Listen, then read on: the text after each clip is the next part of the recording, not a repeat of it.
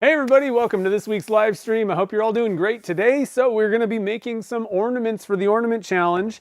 At least hopefully we'll get one made. It's been a little while since I've turned pretty much anything but a pen or like a stopper. So we'll see how I can fare trying to make a Christmas tree.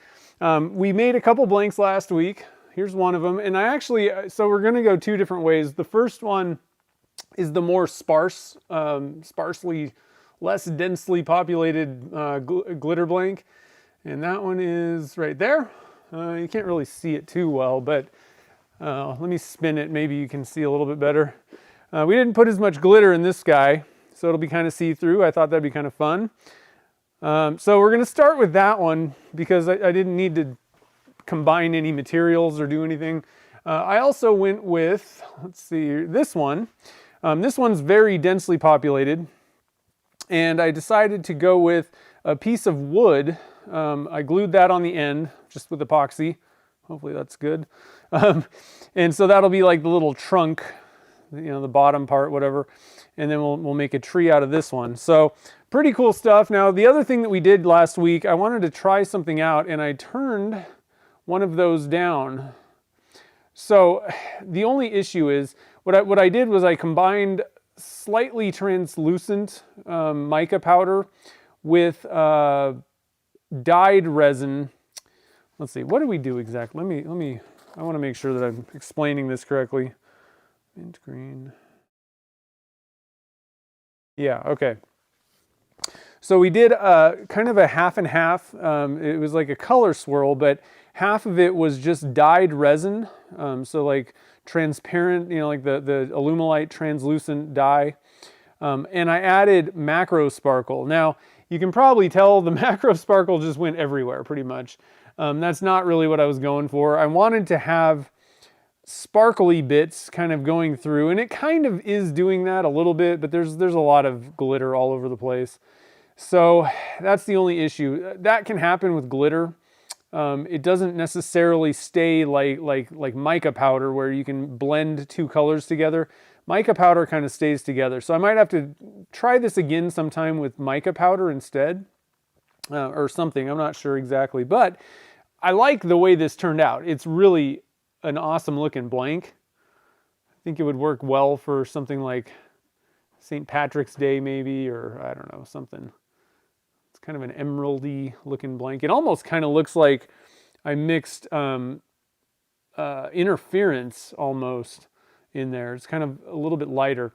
Now at the end you can see that it's kind of transparent. So what I did was I drilled it out a little bit so that you could see we went with a very small amount of mica powder in that part.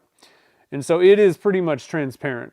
Like I didn't sand or polish the inside of this thing, but you can see through totally. So this would be a really cool way, if you paint the inside of the blank, you could add color, whatever color you wanted. I think that I would probably need to add more mica powder next time. I don't think it was enough for what I was really going for.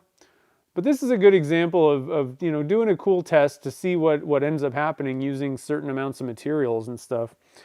So like I said, I'm happy with it. These will probably go, I think I'm going to make another batch or two for the Pen Blank Club. I think these are cool, but I'm going to give strict guidance to make sure you paint the inside of the blank if you're going to make a regular kit pen. Most people probably aren't going to go for a kitless pen with these, because they're not going to be the long ones. So yeah, but I think they're pretty cool looking. I don't know. I would, you could go with like a black or maybe, green obviously. But you could even go for like an opposite kind of color. White might actually look kind of cool with this if you painting the inside of the blank. So it'll be interesting to see what everybody makes with those things. Pretty cool. So I saw that Chad and Amy dropped in. They're driving up to northern Arizona. I talked to both of them yesterday, and can you believe that it's going to be like 100 degrees in Phoenix today? They were like, yeah, we're getting out of there. I was like, you can come here. It's only like 70 maybe. So for everybody that's down in the desert, whew, keep that AC pumping. So let's see here. Who was here? Mike McEwen was here first. He's going to the meeting. That's cool. And we got Mark's here, and Kim and Vinny. David's here. Jim, nice. Bruce is here. And Barb and Tony. Cool. So let's head over to the lathe. The way this is going to work, again, it's been a long time. Honestly, it's been a long, many years actually since I made a Christmas tree ornament. I've made some wooden ones a long time ago for me, just to kind of see what was going on. So I did look at a couple videos to see how some other people that are definitely better turners than I am, how they would handle it. And it's pretty simple. There's nothing hard about this. My thing is, a lot of times I will do, if I haven't done it before, or if I haven't done it for a long time and I don't really know exactly how things are going to go, sometimes, and this is the reason why I made 2 blanks, sometimes you kind of have a way of doing things in your mind, and then you do it, and then you're like, oh, I didn't think about this, and it totally just doesn't work, or you screw it up really bad. So we got a backup. That was kind of the point of that. But what I'm going to do is I'm going to turn down the trunk part of the tree, and I'm going to have to do some measurements. I didn't do any pre-planning for this. I thought we'll just kind of walk through it, how I would do this like live. It's not like it's going to take a ton of time for me to do this, but you want to kind of have some proportions with this, and it's going to be a pretty small ornament. It's not, I made a really long blank, but that's just mostly so that I had enough material for work holding and everything like that. When it comes to resin blanks compared to wood, they don't have as much tensile strength. So if I was just to kind of hang this off of a chuck, and there was no tailstock support, it would just bend basically and like chatter and catch and stuff.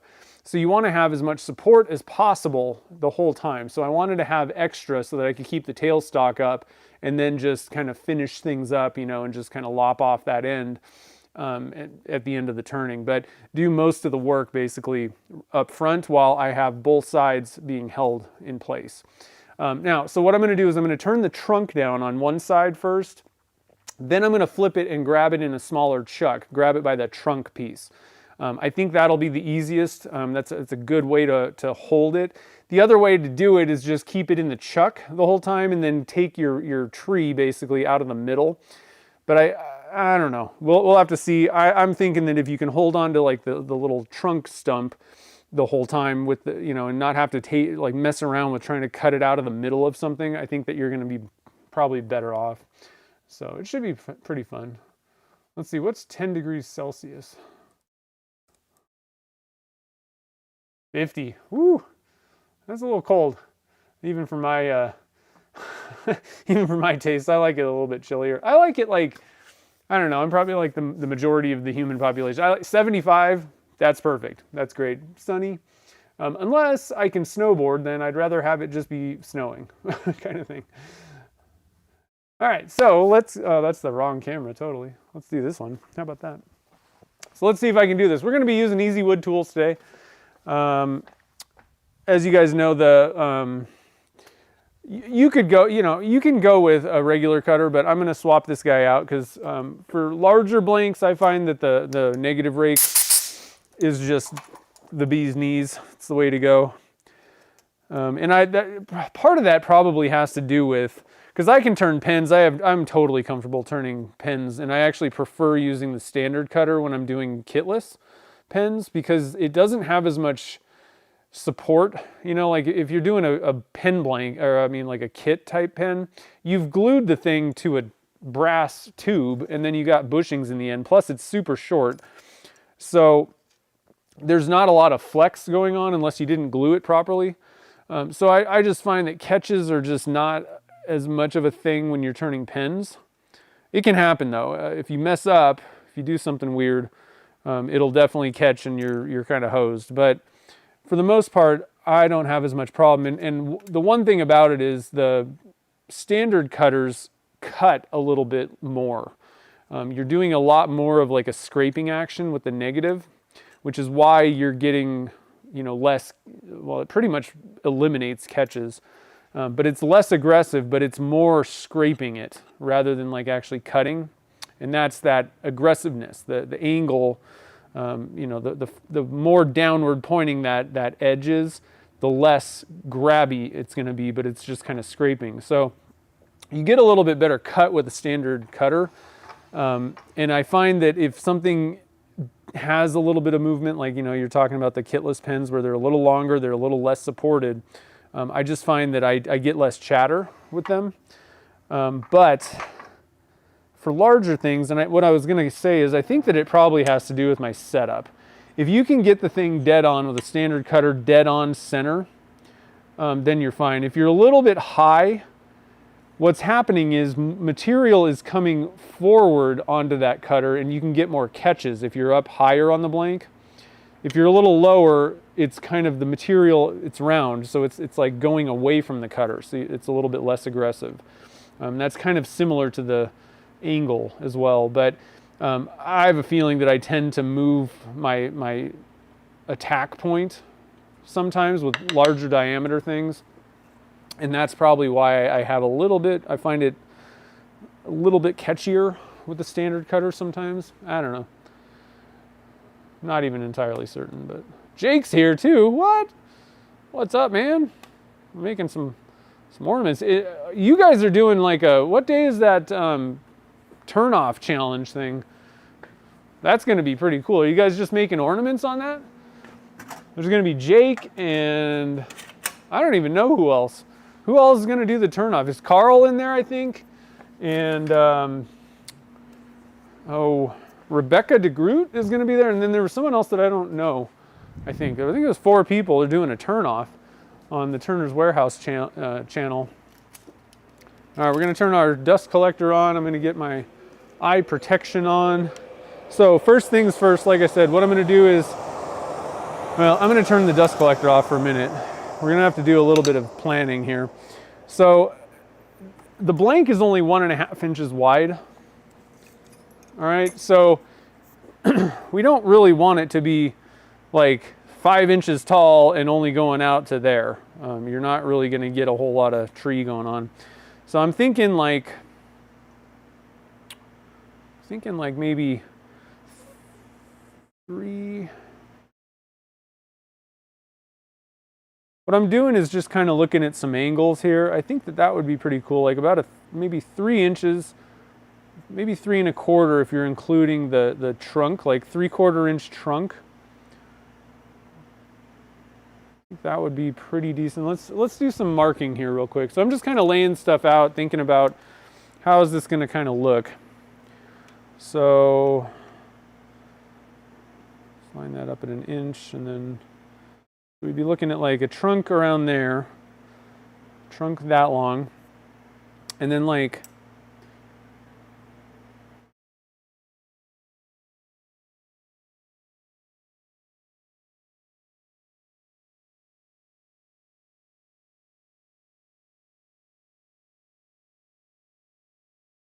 yeah, I'm thinking like 2.5 to 3 inches. Let's see what 3 inches looks like. I can kind of take more off. If I decide that I'm only going 2.5, I think we're going to be kind of hosed. So let me just, I'm going to put another mark on this at 3 inches from the top, from the trunk. Well, actually 3 inches, 3.5. Let's make it like 3.5 total or so. I think I'm going to actually possibly cut this down a little bit. The other thing is it kind of depends on how heavy these things are, because they can really, resin blanks can really weigh down a tree limb. Like, it's like the only thing you're going to get on there. So I'm going to come in with my detailer. I'm going to put in a couple marks here real quick first off. And then, let's see here, Tuesday, Carl Mark Branch. Yeah, I don't know him. I think you can do the podium, man. I think you got it. You got the creativity. You're going to think outside the box. Yeah, I could maybe get 2 trees out of this blank. I don't know. I'm not going to worry about that, though. I have 2 blanks. I'm just going to worry about trying to get this thing to actually work. All right, so it's a little wobbly. That's not very fun. But we're going to come in here. The beauty, now, when it comes to resin blanks and the detailers, you got to go with the negative. Because you can just bury this thing in a blank and it's not going to catch. But if you're using a standard cutter, the edges, the sides will catch if you're just trying to like bury it down into the blank. So that's one area where it's like not even a question. All right, that thing's wobbling all over the place. So let's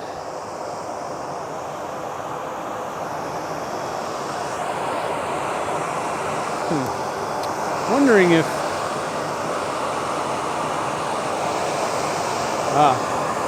it's not very tight either.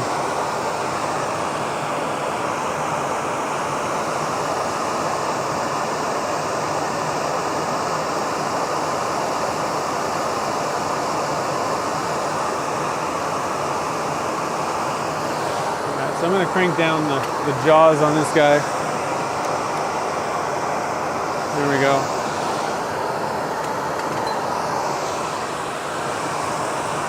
And it looks like we're about right there. All right, so now I got some idea of what's going on. We're going to go and get this thing kind of trimmed up here.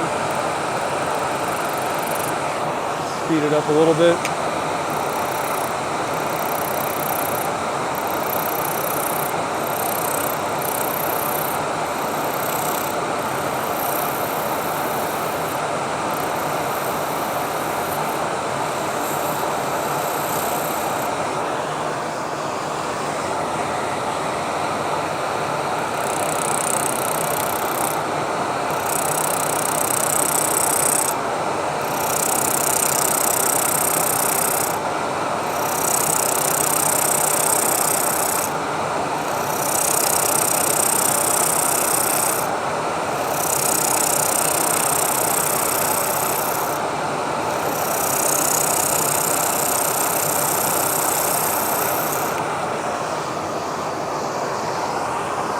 That's kind of a bummer.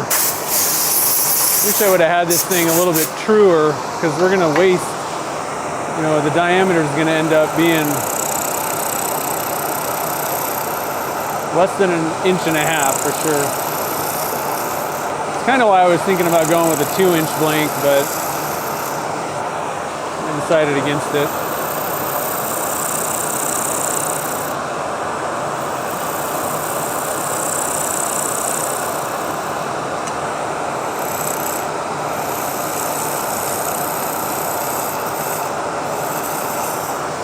All right. Now I'm going to come back in and reestablish a little bit of this thing here, so I know where we're at. And then I'm going to come in with the square tool.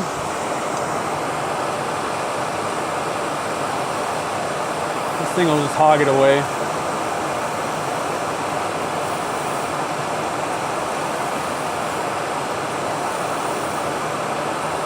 And give me a nice square top. Whoa, definitely hogged that away.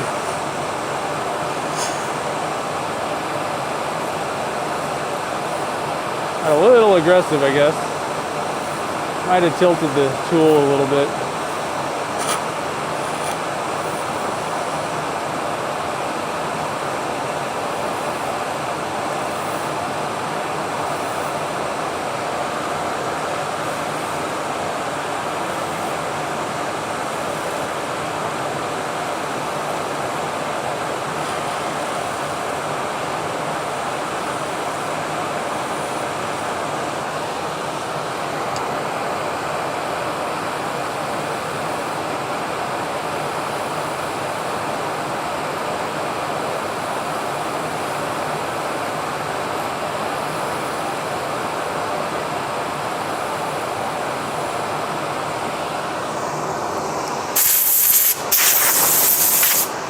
We're going to be making lots of shavings today.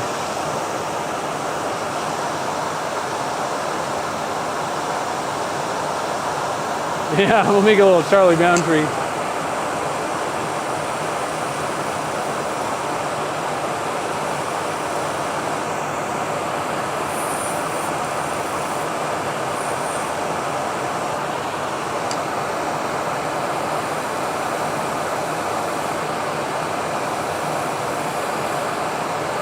And I'm gonna like polish this thing up.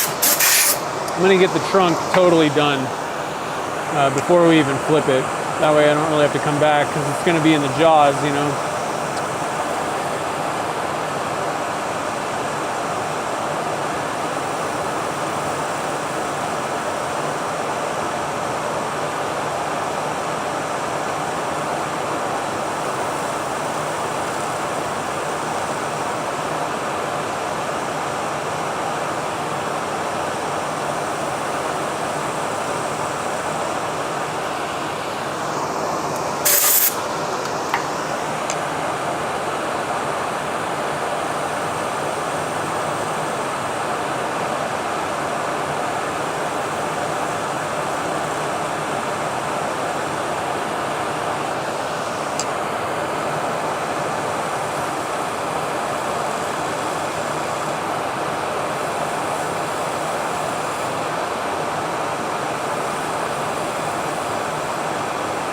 And really, one thing that I could do, if I really wanted to, I could actually come back and actually paint the trunk later, like after we're done turning it. Paint it brown. That's one thing that we don't really explore a whole lot on my channel. You can do a lot with resin if you add paint, you know.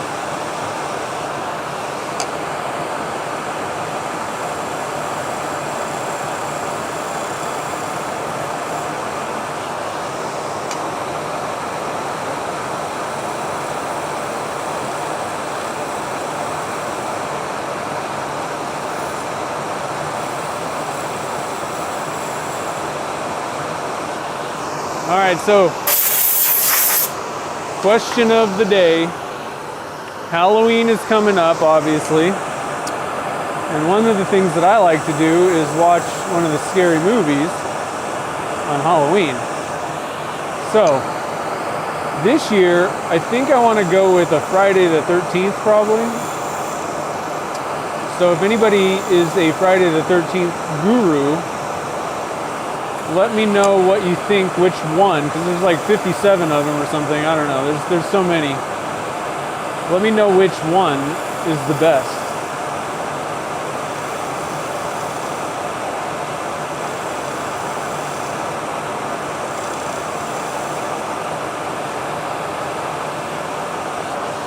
And I think, you know, the obvious answer is like number one, but I don't really need, I've seen them, you know, a few times, so I don't really need to get, I'm gonna switch to my, I'm gonna come back in with this guy. Well, sometimes that thing doesn't really work. I'm gonna come in with a regular, let's see, do I have an 1/8 inch parting tool?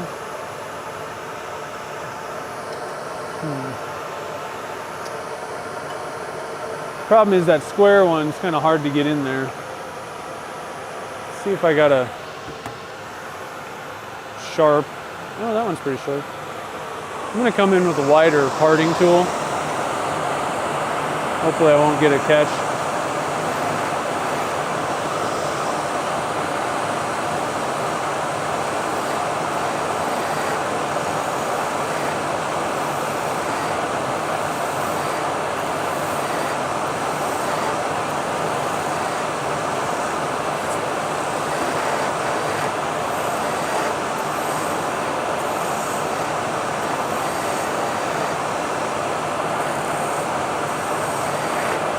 Probably raise my, I think it might help to come at this from a higher angle.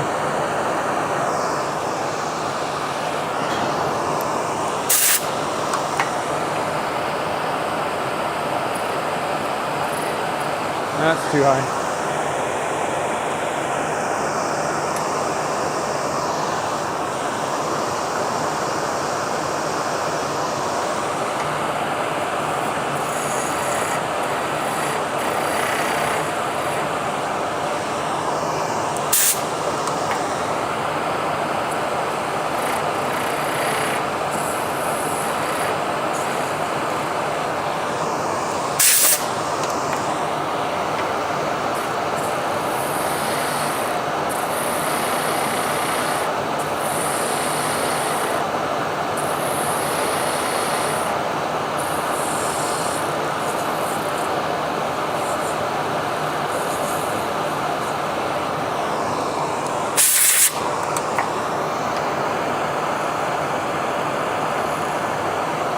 Okay. So that's looking pretty good. I made that part okay. Look at that. That's an accomplishment right there. Let's see here. Yeah, you could pour brown. The problem is it's not going to be like a dead... You can't really pour liquids together and then expect it not to just move around. So you would have to pour one and then pour, wait, and then pour another. Another way to go is you could just pour 2 blanks and epoxy them together. There's lots of different ways. Frankly, one thing you could do is just drill a hole in the bottom of the blank and make a blank that's like 3/4 inch or whatever, and then just glue it in there. That's another way to go too. But lots of different ways. And I don't know if you saw at the beginning. I mean, I just glued a block of wood to the other one. I wanted to kind of try 2 different ways, kind of show what's going on. All right, so I'm gonna sand this down. I could maybe go a little smaller than this, but I think that's fine. I think I'm happy with that. One thing I'm gonna do, just kind of see how flat, how square this is.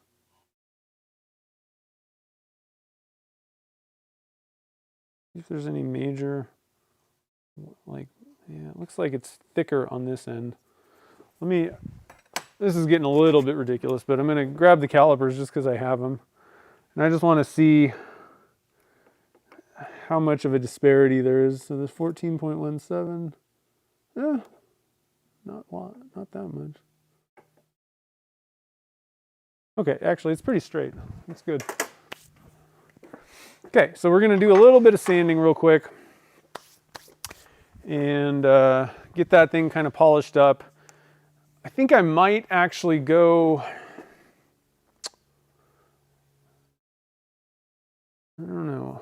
I'm thinking I might actually just go with like a satin finish on that too. So like not sand it up to the gloss point. If I do that, the jaws of the when I flip the jaws, flip the blank and put it in the jaws, it may tend to dent it, and it may look like, if it's dead perfect and then you put some dents in it, it's going to be like super obvious. I think if we just go with kind of it's not really matte finish, but like a satin finish on that, not fully glossy polished, I think it might actually look better in the end. Where did my 600 go? There it is. All right, so let's see here. Freddie Freeman. I was like, you got to be kidding me. That was the greatest game I've ever seen, I think. Definitely World Series postseason game. Let's see here. Yeah, you don't like the scary movies? My wife hates them. Yeah, man. That was a ridiculous game last night.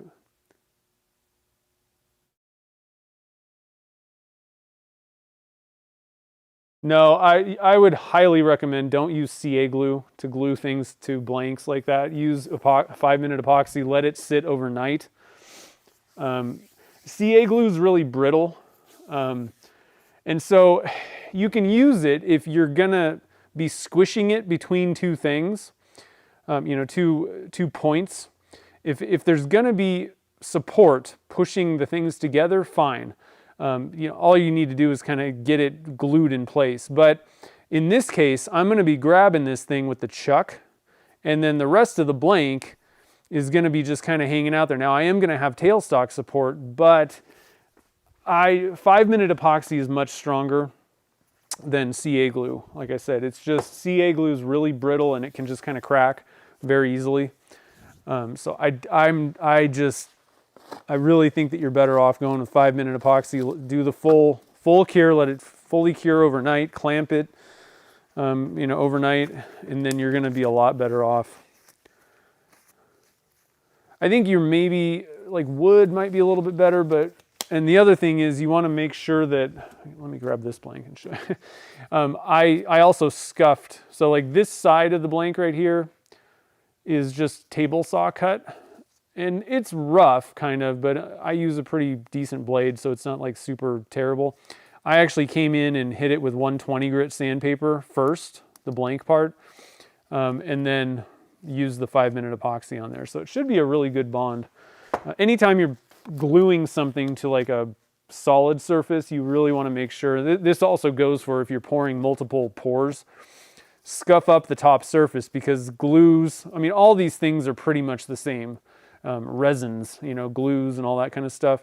It's not like they're chemically bonding to each other. They're just, it's mechanical. It's holding on. And so if you try gluing something to a super smooth surface, the glue blind, there's nothing holding it really. So if you can put some little lines, scuff up that surface, then that glue has something to really grab into. And you're definitely going to be better off. All right, so what are we doing here? Let's get some sanding going here. Turn the speed down a little bit. I think I'm actually going to make a custom piece of sandpaper here. Look at this. You guys are going to be like, what?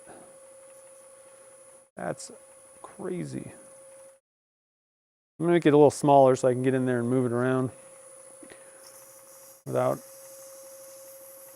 causing too much of a problem. I'm also going to sand this bottom part, this little layer. Now, you know, most people are probably not going to be looking at that bottom part too much, but I want to get it not ugly. And I'll probably just go with, well, for that piece, I might go with full gloss. Another thing, I don't think I'm going to be using magic juice on this. I think what I'm going to do is go for the Zona paper all the way through. Part of the reason for that is there's going to be a lot of like angles and crazy things going on. And I think it's going to be easier just to grab a piece of sandpaper and kind of go over all the surfaces rather than trying to get some liquid up into, you know, weird angles and, you know, things. So that's one of the nice things is you can just use the Zona paper and go all the way through them, and you're basically doing the same thing as going through the magic juice polish too. Typically I don't get as good a result, but because of the way this works, I think I'm going to get a better result possibly than if I did. I don't know, we can try both maybe. But another reason why I decided to go with this blank first is because I don't think I'm going to have to put a CA finish over top the glitter. That other one is so packed full of glitter that there's lots of glitter pieces on the outside of the blank, and so there's no way you can really get it polished up. It's not, they're not, those glitter pieces on the outside are not going to look shiny or you know, I don't know what you, sparkly, I guess. If there's nothing glossy over top of it, you can't polish glitter, so it's just going to look like dull sanded glitter pieces.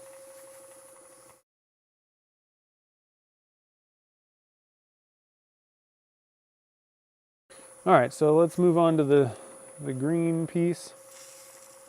This one's a little bit more flexible, so I don't really feel like I need to cut it.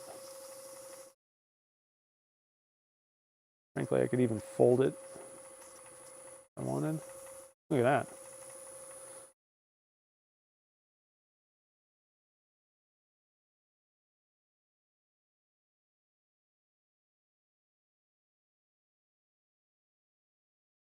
Oh, I could use a collet chuck. That's a smart idea. I didn't think about that. But even with a collet chuck, I mean, you're still potentially going to get some marks. I mean, it's not, it's not 100%. So I think, like I said, and the other thing is, if I don't decide to end up painting this or doing anything like that, then it'll give it a little bit of different, you know, because I want to go for full gloss on the tree, you know, where the top part. But it'll give it a little bit of a differentiating factor if I don't change anything else to make it look like a trunk.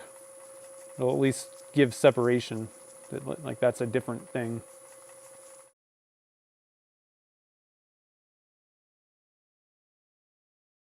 You just never know these days, you know? Yeah, so CA, yeah, I don't think it would be particularly, I don't think CA glue finish on this tree is going to be particularly fun to apply, but that other one, like I said, I think it's necessary. And you could do, like, you could even use like a spray lacquer, or you could use UV resin, which would, you know, you got to get it on there and you got all kinds of time to get it all like kind of laid out the way you want. And then cure it. Right now, I don't have a curing lamp that would work properly. So, I don't know what happened. I had a little nail curing thing, but it doesn't work for some reason. I don't know what's going on. And I have UV curing, like, I don't know, I could maybe put in the UV curing thing for my 3D printer stuff. That would probably work. But anyway, CA is probably the way I'm going to go, because that's what most people would probably do. You could even put like an epoxy finish, you know, put like a casting resin, like liquid diamonds might work well. I don't know. Sometimes it's better to go with like a thicker one of those. Those can be kind of a little bit tough, but probably do CA. I struggle with CA finishes if I got to do, if there's multiple bumps and different stuff. It ends up not really working that well. I'm good at just putting it on a flat surface. That I can get that done real well. But even with like bottle stoppers, it's kind of like, if they're very intricate, they don't, my CA finishes don't always turn out that well. Probably the way that I do it. I use a thin CA. If I went with like a medium, it might be a little bit better because it kind of stays open longer and you can move it around a little bit more, and you're building up a lot more layers. I don't know. All right, so let's go with, the thing is, I don't exactly know. Let's see. What I would do is go to like 1,000. Yeah, that's not too bad. Actually, just like that. Let me get, so this is a case where, oh, I got my scissors all wet.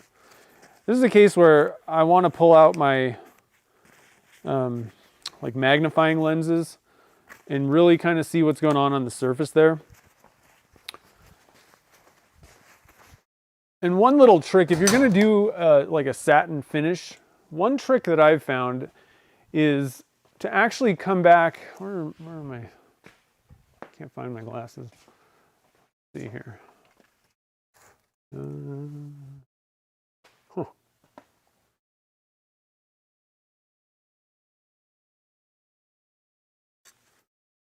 Okay, well, let's just go with glasses then. One thing that I find is if you do it, if you manually kind of do circles, you know, lightly, use the lathe, you know, and get your, you know, whatever, 1,000 grit or whatever you're going to. Actually, 2,000 is usually a pretty good satin finish on, like, especially for like pens. But afterwards, come back and lightly just do a manual sanding. And I find that it just kind of works it in a little bit better. And it's more, it's not noticeable. There's no lines that are very noticeable if you do kind of like a circular pattern. Oh, there they are. At the end. So sand it like normal, and then at the end, just give it like a real quick once over by hand. Yeah, that's looking pretty. And it kind of takes out a lot of the lines. So let's see. Let me look and see what grit. I kind of wrote down what grit sort of these things go to. So like Zona Blue is about 2,500 maybe. Zona Gray is about 1,350. So let's go up to Zona Blue.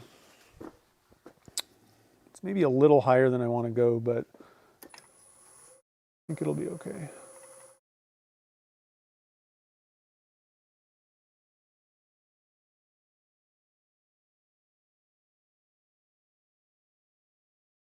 Still think once we make the rest of the piece glossy, I think it's going to be, So like, let's see if I can do this. It's a pretty small piece, but just come back and just do it manually like this in kind of circles. And I'm being very light, not like trying to press hard or anything.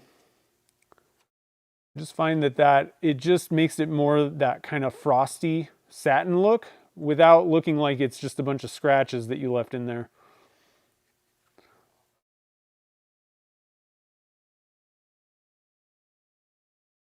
The eye can't really pick up the fact that it's just sanded down.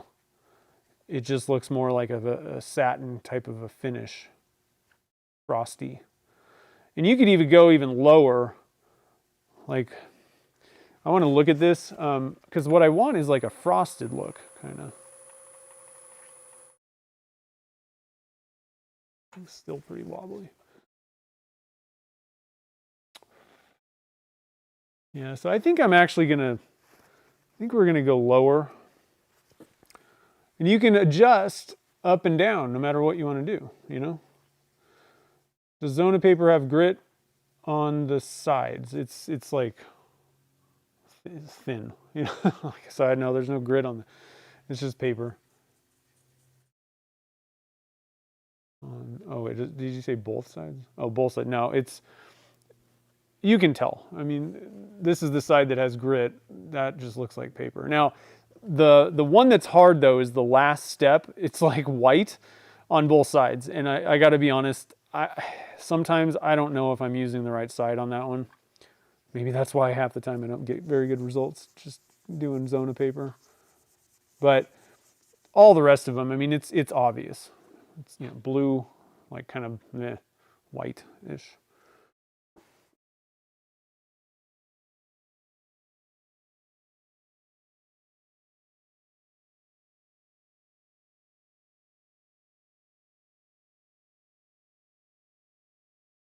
Now I didn't measure this, so I don't know. I do have a set of collets that are like a full set of both imperial and metric. So most likely I do have a collet that will work. But I want to let everybody know you don't need a collet chuck to do this. What I was actually going to do is just switch the jaws out and go with like the pin jaws on the easy chuck here. And like pretty much every chuck's got something that'll hold onto a little stem like this. I do like that collet chuck idea. I didn't even think about that. Sometimes I'm like, that's a pen turning thing for me. I don't think about it. So like I said, what I'm doing is we're going back down to gray, and I want to actually make this more dull. I want this like frosted looking.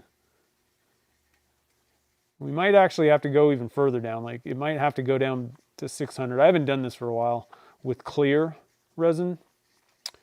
If you're making like I've done this on like kitless pens where you're going for like a satin finish, and 2000 grit is that's like perfect. It looks great, but that's like with colors. So I haven't really done this with clear.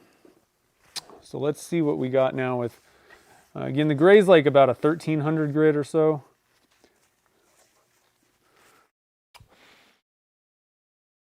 I want this to be frosty looking. Let's try green. If I'm going to do all this, I want to make sure it's what I'm going for. Let's actually go back down to green and see what that looks like.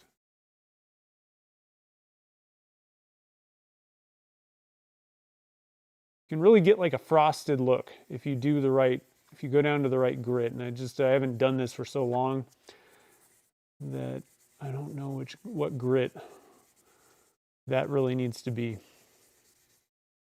I don't think you want to get too much lower than this green one, but we'll have to see how this looks. Michael DeQuattro, what's up? You're pretty much at the front end of the whole thing.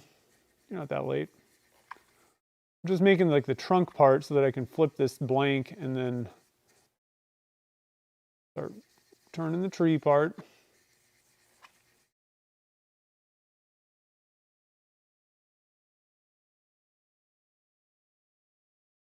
Yeah, these things are great for splinter removal. You're right. I use them for everything. And because there's like the bigger ones. I have one of those too, like kind of the old school magnifying lens thing, and they're just not even that comfortable. Like these newer ones that are like this. I don't know if I'm on camera or not. Hold on.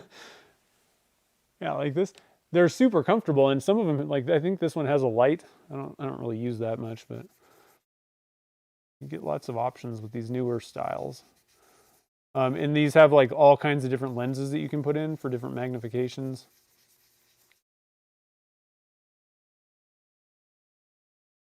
All right, so I'm gonna just do a little bit on the bottom here, just to, I don't really care. This is one area where I really don't care, because we're gonna have like a dent in the thing.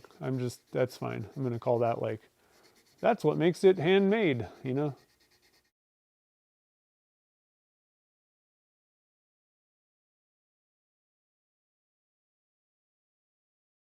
Okay, so let's dry this off and see if this is frosty like I want. Ooh, yeah.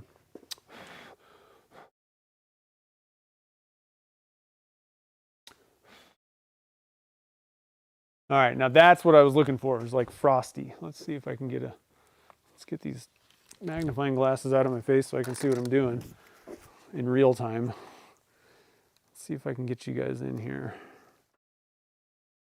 I'm gonna have to come out on this side, I think. I don't know if this is gonna come through on the video, but it's like frosty. Almost looks like frosted glass. I think I need to get into this corner a little bit more. But the end is exactly what I was going for, like a frosted look.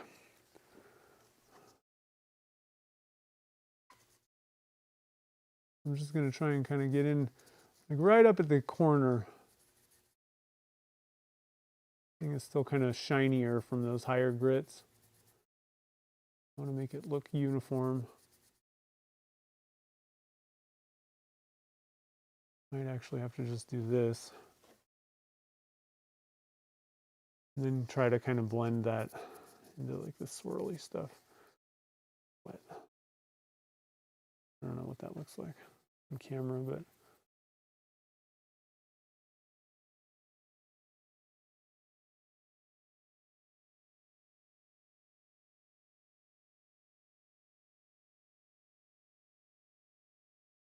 okay, I think that's good. So now from here, I'm going to flip this thing around, and I think I really like that idea with the collet chuck. I think we're going to pull that out. And this thing's still wobbly. I don't know what happened. I didn't put like a tenon or anything on that end, so whatever. Definitely not the world's greatest turner. It is tight in there. Weird.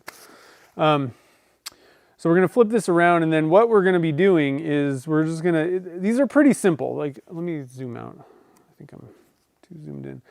We're basically just going to put an angle on this thing, cut it, you know, at an angle, and then just come in and create, you know, branches, like undercuts. So it's very simple. It shouldn't be that hard. I don't know. We'll see. I'm anticipating that I didn't think of something. You know, because it happens.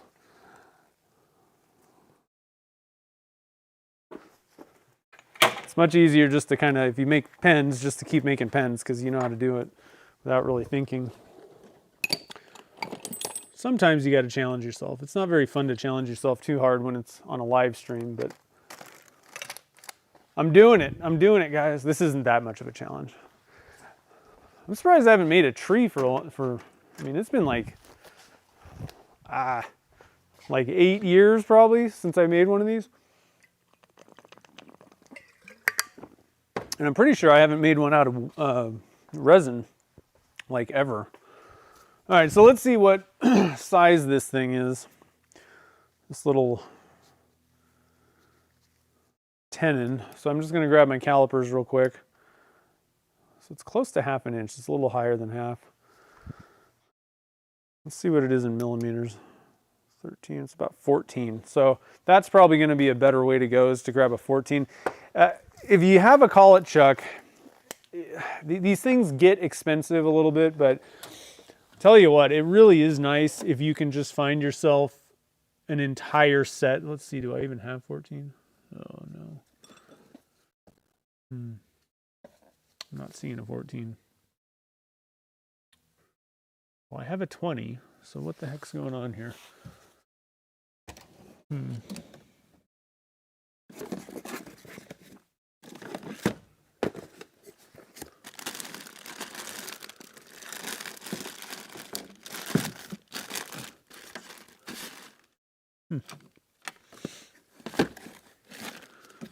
right, well, I don't see a 14 millimeter Collet. Oh, I have an 18. I must have a 14. Where's the 14 at? Why do I have all these tiny ones?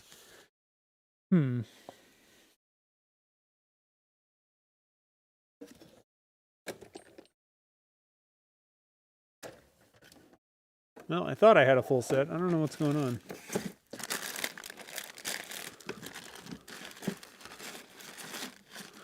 I must have hidden them in a very secret spot.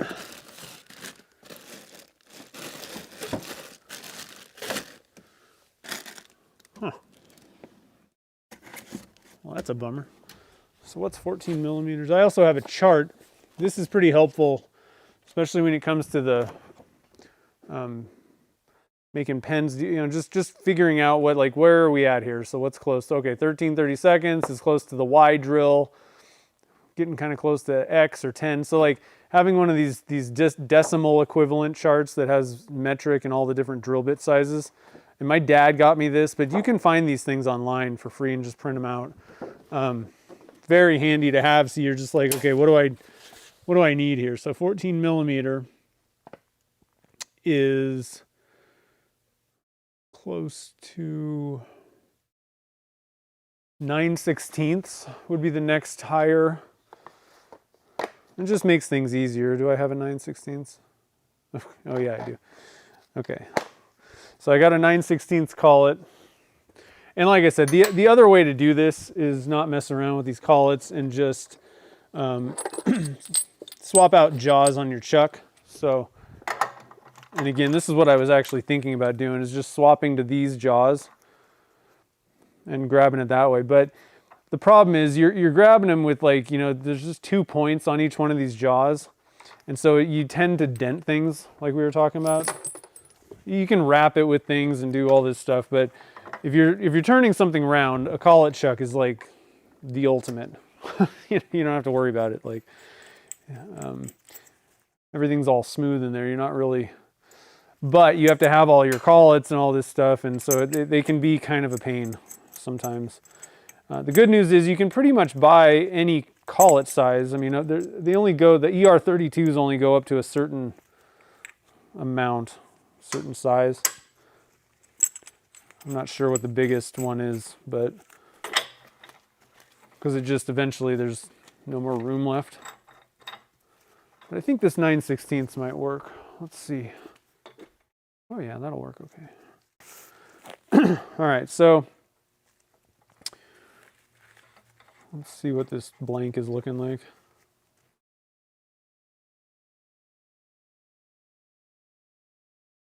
Largest is, well, I got a 20, so that obviously 20 millimeter does work. I don't know if it goes any higher than that though.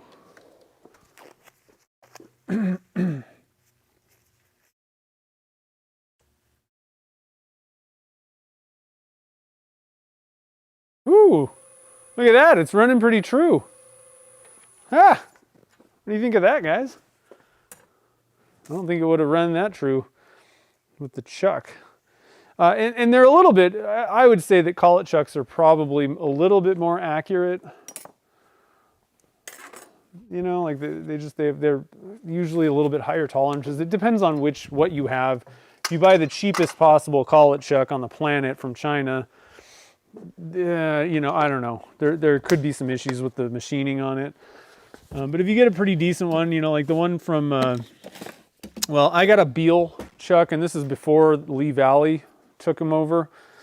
This thing is pretty well machined. Like, this is pretty high quality, and Lee Valley does sell the Beals still. They're pretty expensive, not gonna lie.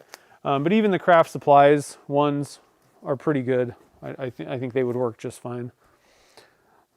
So, if you haven't got a Collet chuck, it's not a bad time to pick one up.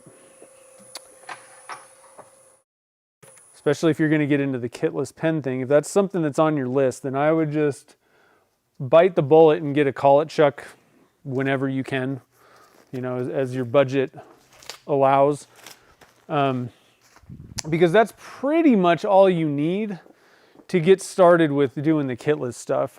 Some people are like, oh, I need all these tools and this and that. And while many of them make things a lot easier, they aren't necessary, you know.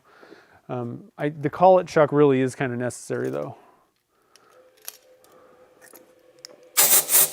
It's going to be a lot harder to do the kitless pen stuff without one. The next thing, if you got your budget, I would definitely get the tenon cutter. I'm going to turn this off for a second while we're talking about kitless pen. This thing is a game changer. This thing makes your, like, I don't know, for me anyway, it was. My problem is trying to make tenons like I just did and get them to be like exactly perfect, because you need them to be within a pretty tight tolerance because you're going to be cutting threads on it. It's not just it kind of needs to fit in my chuck. It needs to be a certain diameter and everything, and it needs to be repeatable, and it needs to be not angled at all, like dead flat. And to sit there and it would take me like half an hour to cut a tenon and get like, I'd be like, oh, and I'm sure eventually you can get good enough, but this thing, you just set it up. There's little bushings, so if I want to make a 14 millimeter tenon, or, you know, do the 14 millimeter threads, you just set it up and do it. If I'm doing a 10 millimeter, you just set it up and do it, and it's over in 2 seconds. Again, not like cheap, but I mean, it's going to save you so much time that that is definitely one that I would pick up if you're going to get into the kitless pen stuff.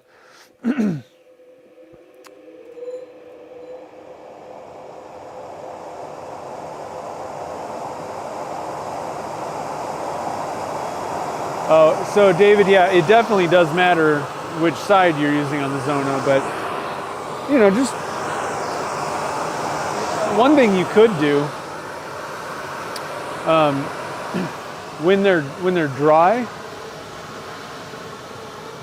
and I do this a lot of times with like other sandpapers, but grab yourself a Sharpie and just like mark it on one side, because like when it's dry, it's pretty obvious. One side looks like kind of gritty, one side looks like paper, like strands. So you can just mark one side, and then you don't have to worry about, you know, when it's wet, if you can see it or not. All right, so I'm gonna get this thing trued up down at the end here, because otherwise it's gonna just be vibrating, and I don't really want to deal with that. And frankly, you know, having a little vibration on one end can actually affect the rest of your blank.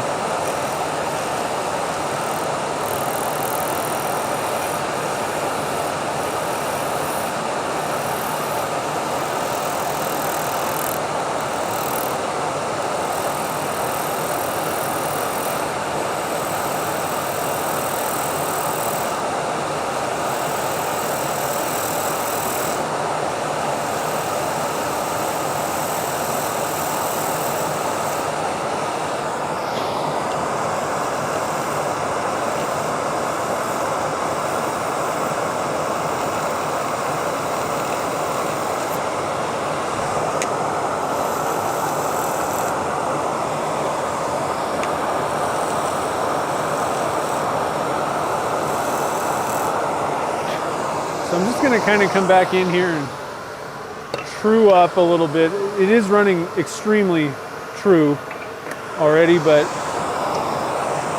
I just want to get this thing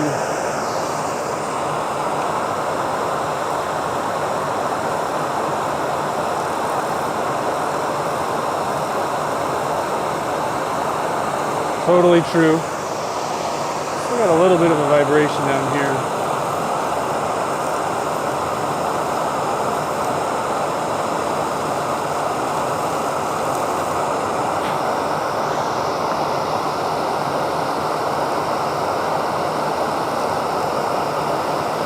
Okay.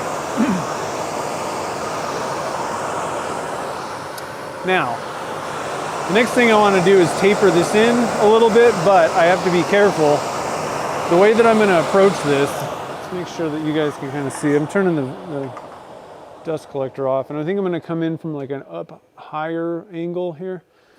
So we're going to about here, and I'm going to come in and mark this again with my detailer just so I know where I'm headed to. And I really, you know, I'm going to basically part this, you know, it's still like half the blank. So another thing that I can do if I want to do the, you know, turn the second half, a great way to do that and make sure that I've got plenty of room is to do the glue block thing, you know, glue a piece of wood on there. And I can easily turn that with, you know, full support. But so what I want to do is I'm going to come in here and kind of taper this a little bit, but I'm going to leave a good, you know, like ½ chunk at the end that I'll deal with at the end. But I want to kind of separate this into a few different like layers so that I can have my like branch, you know, I don't know what you call it, but layers. But I need to, you know, taper in so that we got our Christmas tree shape. So just kind of wanted to kind of share some thoughts that I have.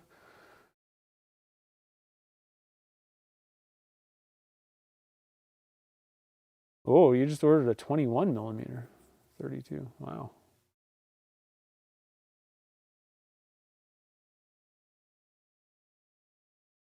Oh, you dropped a 19 and it split in half. Wow.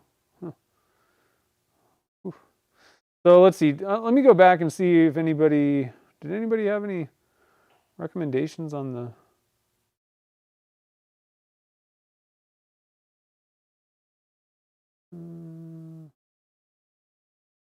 No recommendations on the movies, huh? All right. The tough thing is, I kind of want to see the original. It's been a while since I saw the original, so like the original is kind of... I could go for that one. But the older ones are also kind of terrible. I really enjoyed the new Halloween. They kind of rebooted that.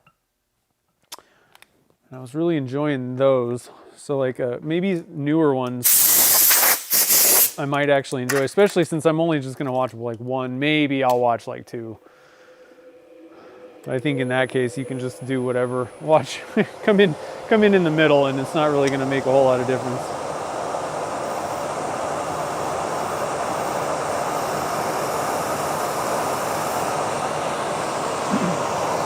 All right, so we got our,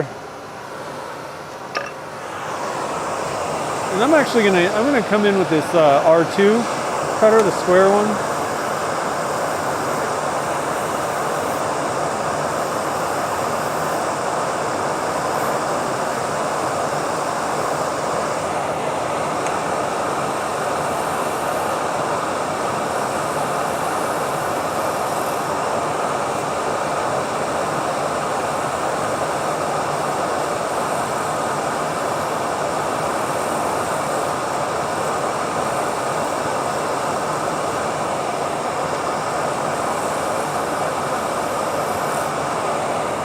And I think what I'm going to do actually is do the same taper on the other part of this blank. That'll help me get into where I want to be.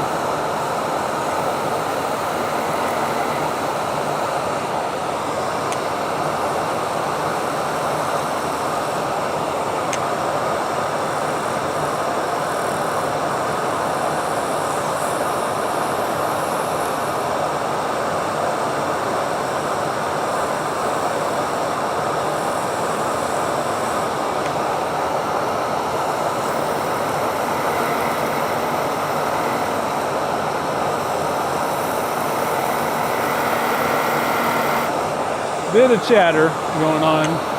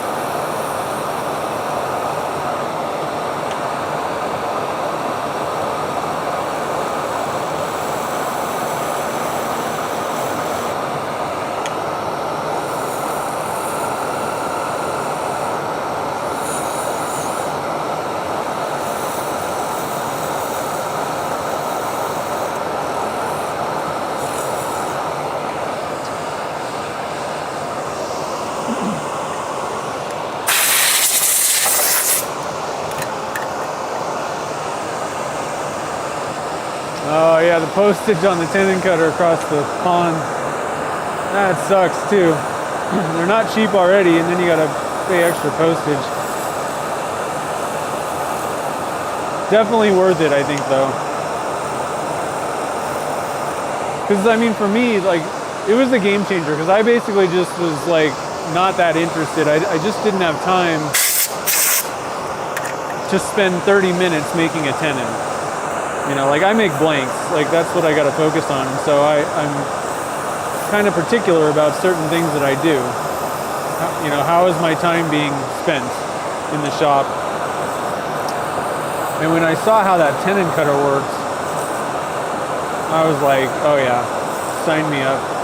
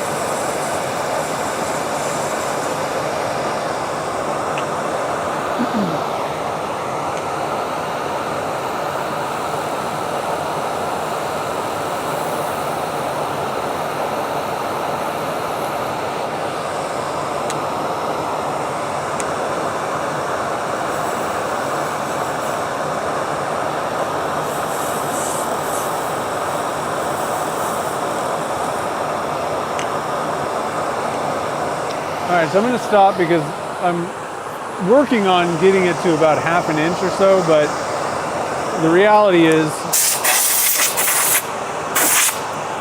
the angle needs to be sharper. It's coming to a point, right?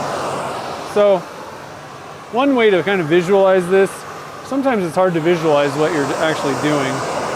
So just come in and bring yourself a line to just, and this isn't going to show up when it's spinning or anything, but you can kind of see, like, where do I need to be going here? Like, it's more like this. So I've got a lot to take off. I don't think it's going to really show up now, but at least you can kind of look at it and get an idea while you're contemplating, like, all right, so what is really the angle that I need to come in at with my tool to get where I want to be here? And that's not exactly perfect. I'm probably going to be a little bit wider at the bottom and then might even be a little round, but again, so I can kind of look at this and say, all right, try to come in like this.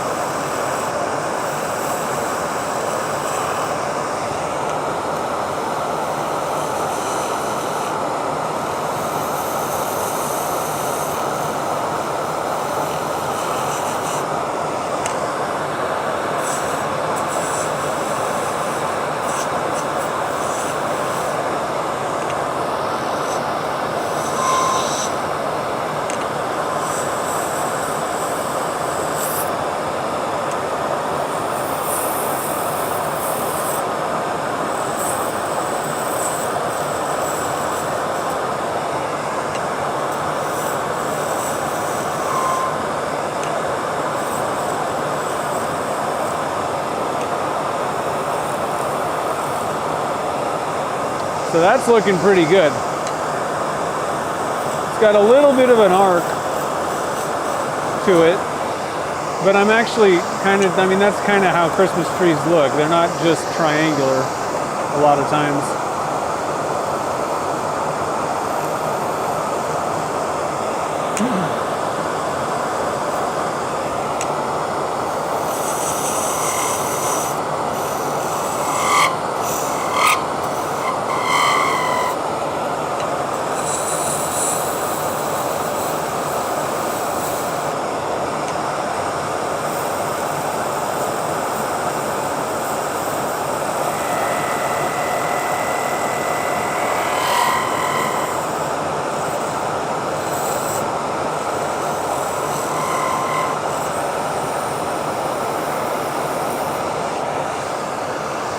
Okay. I'm pretty happy with that shaping. Let me just kind of come in here real quick. And you can hear the chattering, right?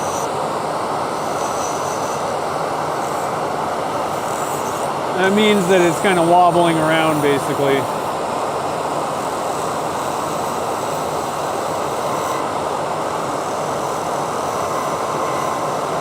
Because this middle part is so thin that it's vibrating. You got to be a little bit careful when you're getting into this territory.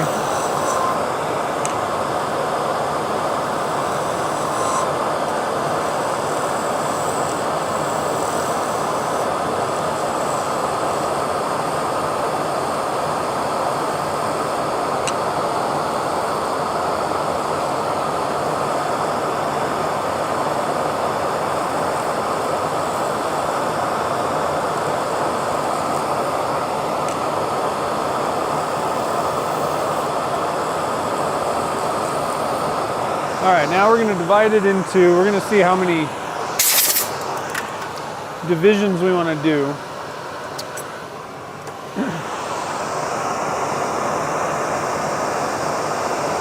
I'm thinking like 3. We got that cut. And come in like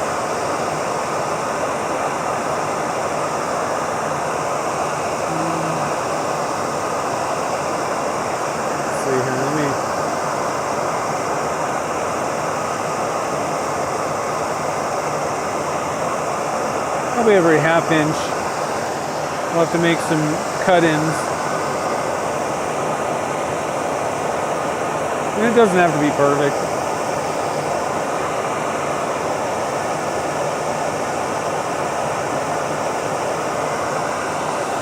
Maybe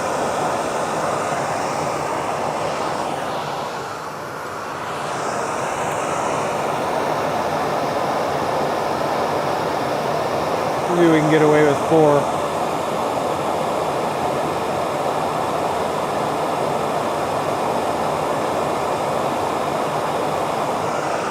I'm not 100% sure here, but we'll try it out. And so now what we're going to be doing is we're going to come in and make a straight cut, but this is going to be angled. So it's going to be kind of tight in here. I don't know. We'll have to kind of see. I think I'm going to do this first one and just kind of see how I feel about it. More triangles, basically.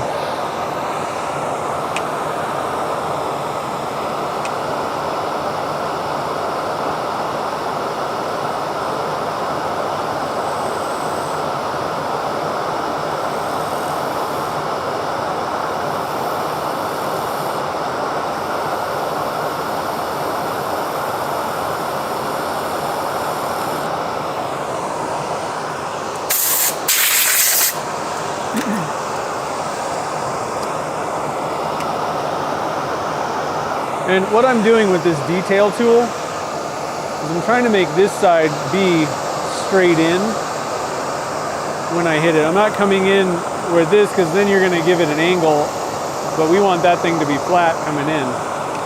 So I'm trying to angle the diamond to where this line is going in straight.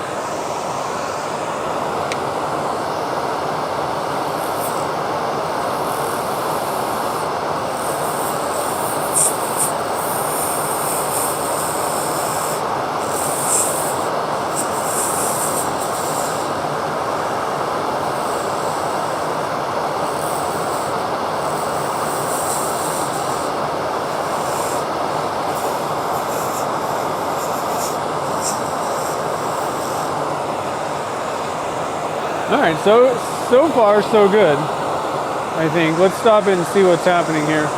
I'm gonna do a little bit of kind of shaping. It'll be a little bit rounded on the ends probably.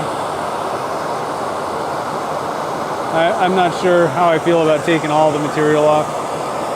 Might get a little bit thin for me. But overall, this is going pretty well, so.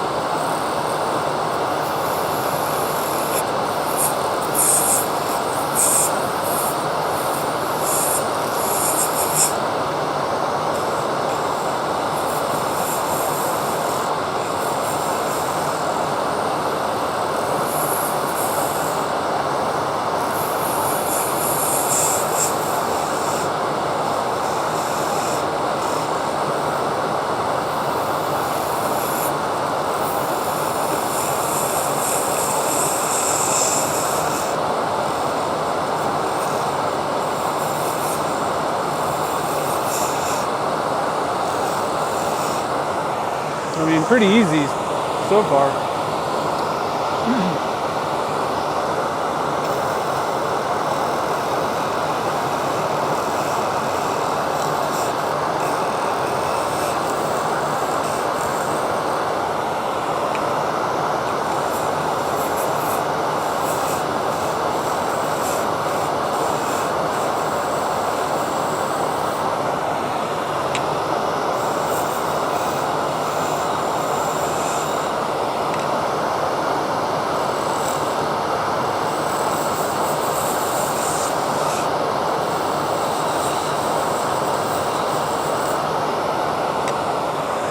All right, and then we'll have one more piece at the top. So we actually got 1, 2, 3, 4.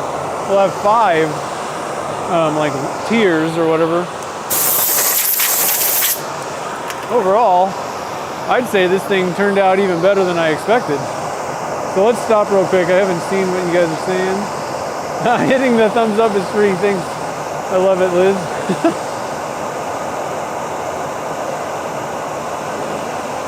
And Jen's here too. Hey, Darren, thanks a lot. I appreciate it.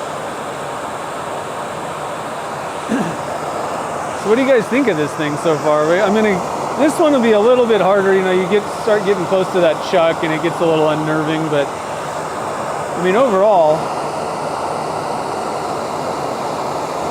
pretty good. I like the way this looks. And, you know, if you didn't nail your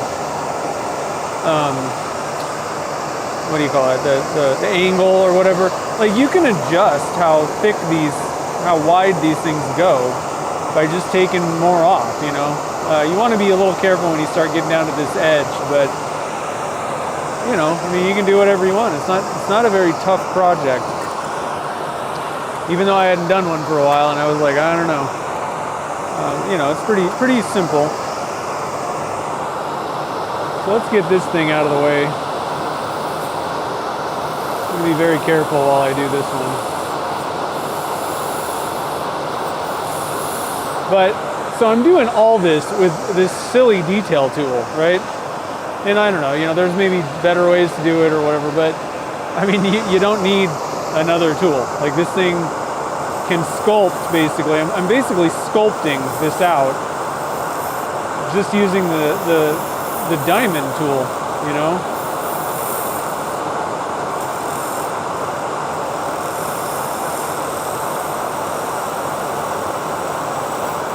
And you can do it with like a pull stroke, you can do it with a kind of a push stroke, whatever you want.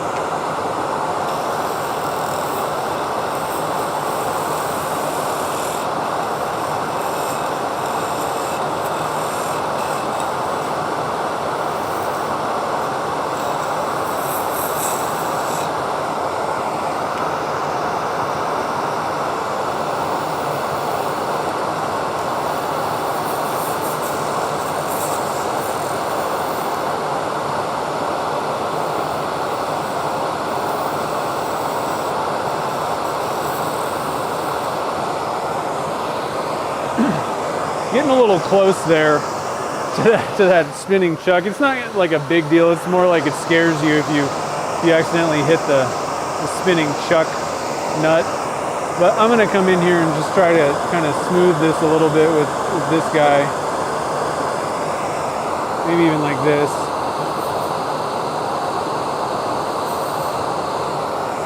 Just on that kind of bottom part where I'm getting really close. It's easier to come in this way.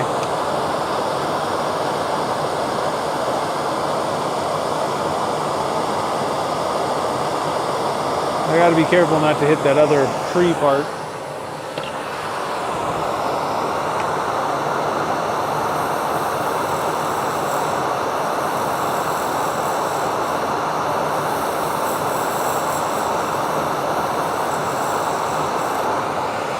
We got the bottom part.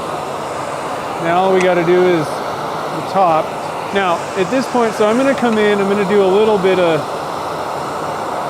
this one's probably going to be a slightly different angle. It's probably going to be a little bit steeper.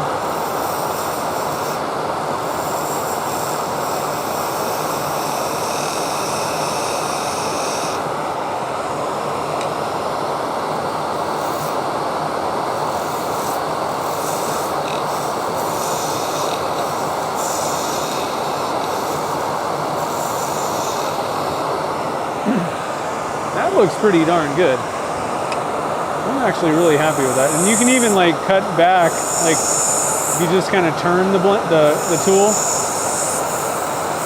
you cut off like that. It's really cool. I really like the detailer.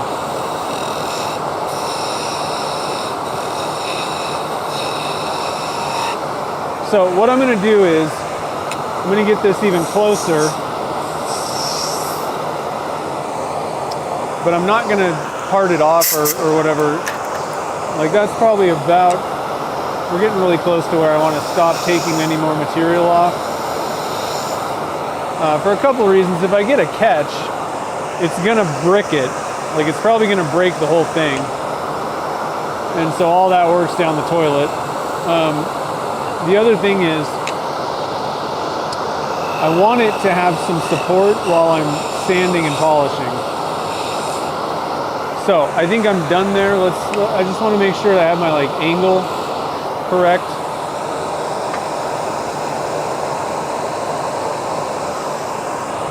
On this part so that I can sand it and feel confident.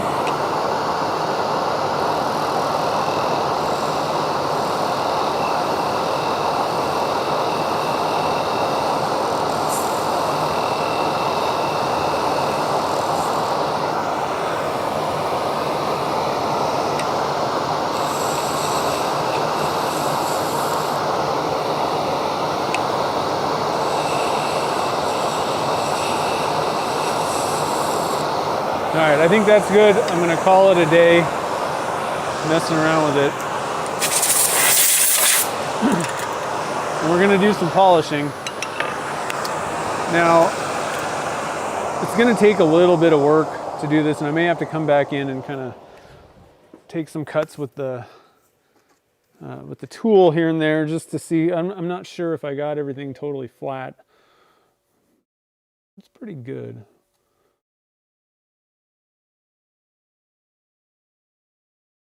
And one other thing is make sure these like if you've got it like squared down there, like this part is not so sharp. This one is like squared off. That's super sharp. That will cut you. So don't be sticking your finger in, feeling this thing while it's turning like on that edge, because it will just straight slice your finger open. So Lilia's here. What's up? Okay, so let's get our sandpaper. And I'm going to get some new sandpapers out. These, they've been with us for a while. It's time to put them to rest. This 400 is fine. I don't need to worry about that. Not a bad idea to pull out some new, fresh sandpaper on a project like this. A lot of people say, well, how many pens can you make, or this or that? But I mean, if this is the project, you know, if this is an important project, just pull a new one out, new piece. Make sure you get the best sanding job done. And we're gonna probably just go up. I don't know. I just think with all these tiers and undercuts and all this stuff, I just don't think that I want to mess with magic juice. So I think we're going to go all the way up here. Let's see. So we need a blue. Do I have a blue? I threw away the blue. I don't usually go up too far with these things, but so I don't have a whole ton of prepped Zona paper things. So I think blue, pink, wait, that's turquoise. Blue, pink, turquoise, and then white. White I do. And so again, this is the hard part. Like, I'm pretty sure. So this is the white, and this is the side that so I'm gonna actually mark like I recommended you do. This is dry, and I can tell that this is the gritty side. I can kind of feel it. This one just feels like fibers. This one feels a little bit kind of grittier. So what I'm gonna do is put some marks on this guy so I know, because this one's the worst. I mean, even if you have 20/20 vision, this thing you're like, I'm not sure which side I'm supposed to be using here. Another thing I'm going to do is I'm going to go flush this water and get some fresh. I've been kind of using that for a while for sample blanks and stuff, and especially for things like that, I don't really care. It doesn't need to, if there's a scratch in it, I don't care because I'm not making a pen or anything. It's just a sample so I can see colors. But for something like this, I want to get some nice fresh water and not have any contamination in there.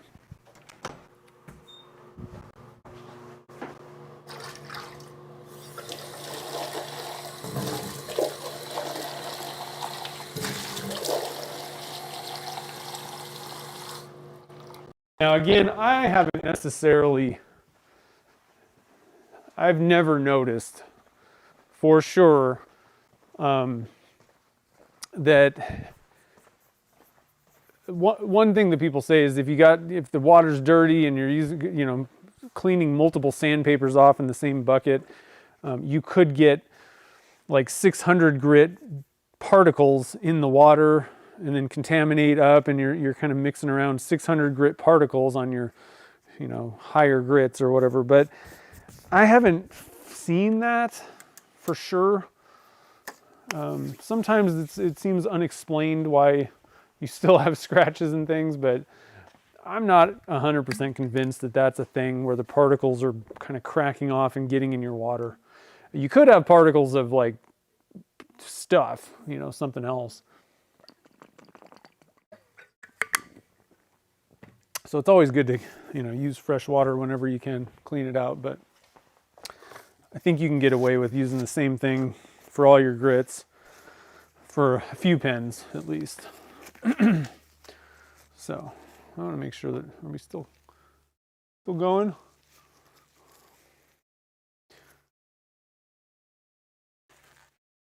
Yeah, because the thing's moving still. Okay. All right, so let's see how this goes here. This is going to be kind of an epic sanding thing. Maybe it won't be so bad. Yeah, that's pretty decent speed. The tough part about this is like getting in to these little areas and all that.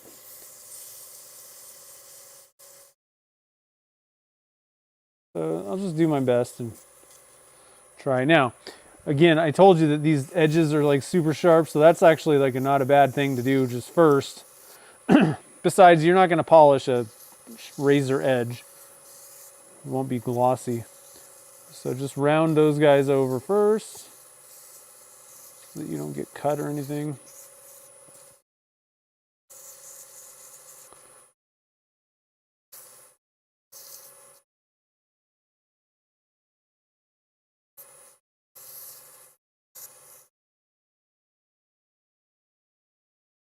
The tough thing is I'm not going to really be able to get the bottom of that first one, so I should have run. Well, there is a little bit of gap.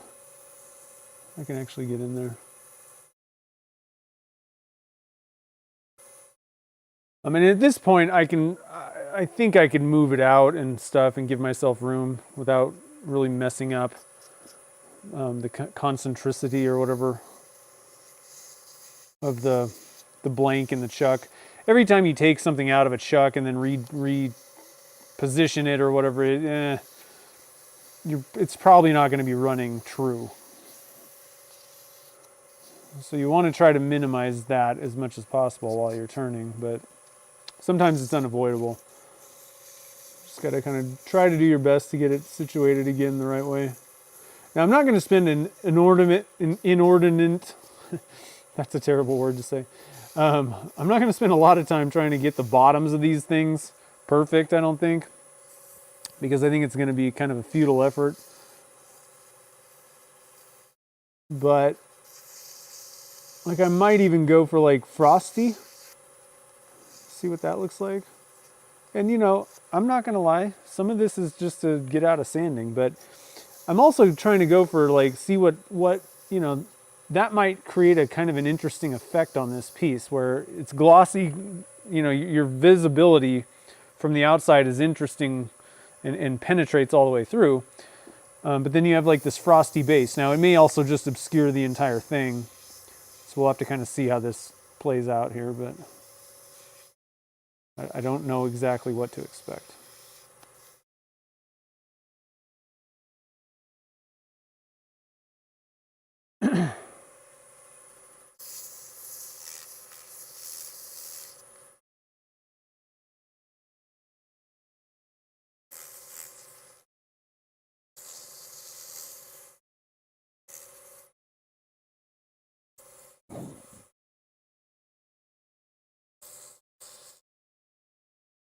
Trying not to sand my Collet chuck nut too much.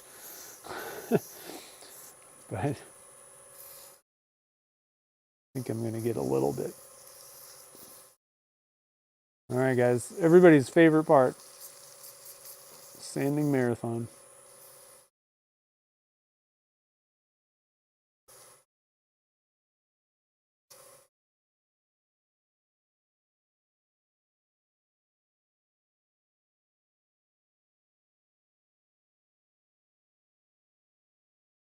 All right, so far I'm feeling pretty good about this.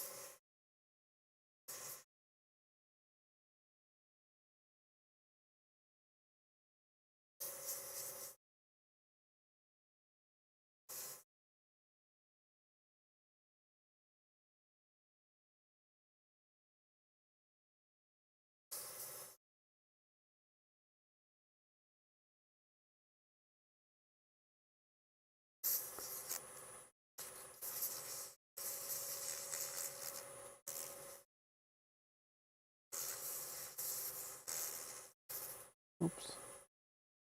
Stuck it behind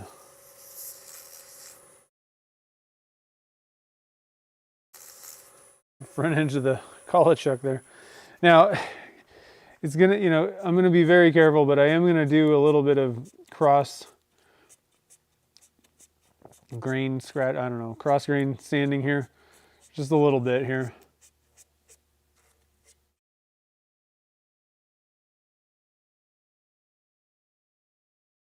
Very lightly, probably just with the 600.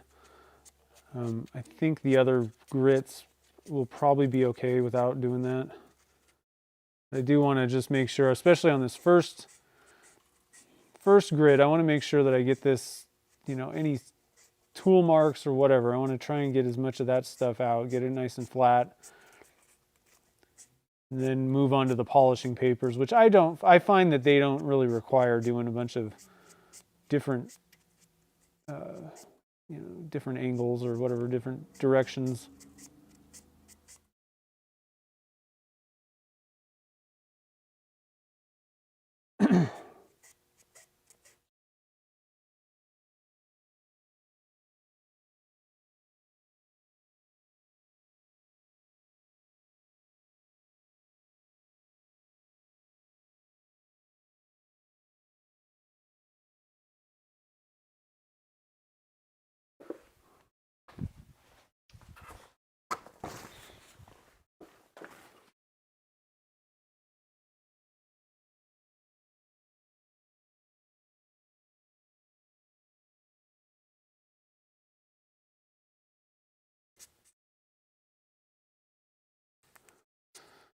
So I don't know, on that other one,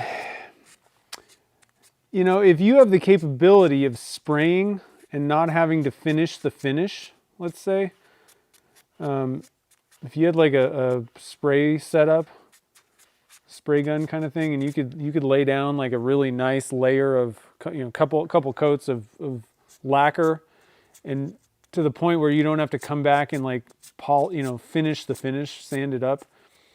I think something like this, like that CA finish, is gonna really suck. I'm gonna be honest. It's really not gonna be fun putting a CA finish on one of these things. Like I might even do it a slightly different way. This is one way. There's all kinds of different like designs for trees. If you go on YouTube, there's a lot of people that have made different types of tree ornaments. And you could even just like, instead of like taking all this material out, which I like the shape of this and everything, but you could just basically kind of make a tree shape more like this, like a cone type thing, and just put little indent, like little, you know, don't use the diamond tool, like use like a 16th inch parting tool or something like that, and just put like little lines in. That would be a lot easier, I think, to put a finish on, possibly. Okay, I'm done with that. It's just doesn't seem to be doing anything. So there's different ways to do this. I've seen like, you know, a number of different like tree designs, people making Christmas tree ornaments and different ways to make them. So, you know, this is definitely not the only way to make it. There's lots of different options.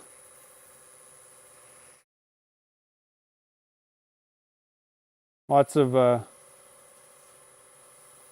skilled people with very creative ideas on YouTube also. So if you're thinking about maybe making a tree, I would do a little bit of research on YouTube and see what other people are making, and come up with whatever design suits you the best, you know. Lots of different ones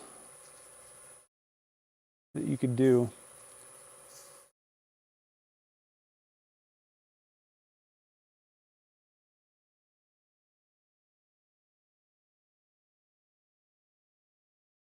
You missed the turning part. There's going to be a lot of sanding left to do.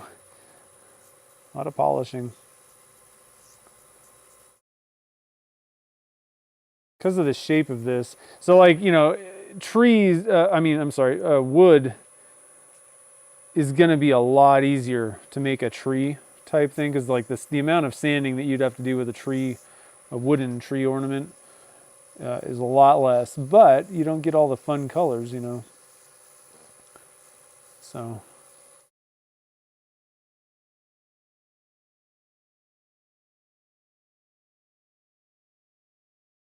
Oh, you did, yeah, yeah. Then the shape, the actual shape that you put on it, I think depends or matters a lot more. A little bit, but it's easier also just to kind of fix, I think, because you're not. I don't know. This wouldn't be that hard to fix unless you totally screwed something up in the middle, like, you know. But if it's not like lined up, because mine's not even perfect. If I really wanted to get crazy with this stuff, because like this one could probably be a little bit smaller diameter. Well, maybe, I don't know. It looks pretty good, but if you really wanted to mess with it, you could. But I don't know. I don't know what's easier.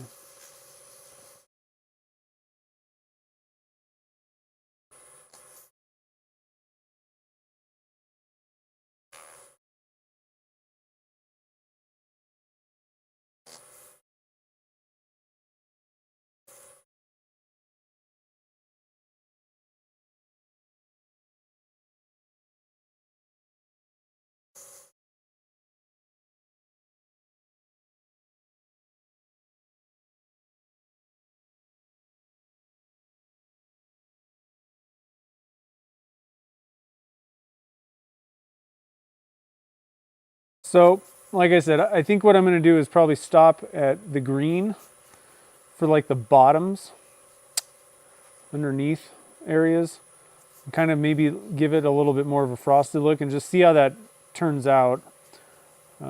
I can just polish all the way up on the top outsides and just kind of see. I'm wondering if it gives kind of an interesting effect or if it just kills it. Hoping it gives an interesting effect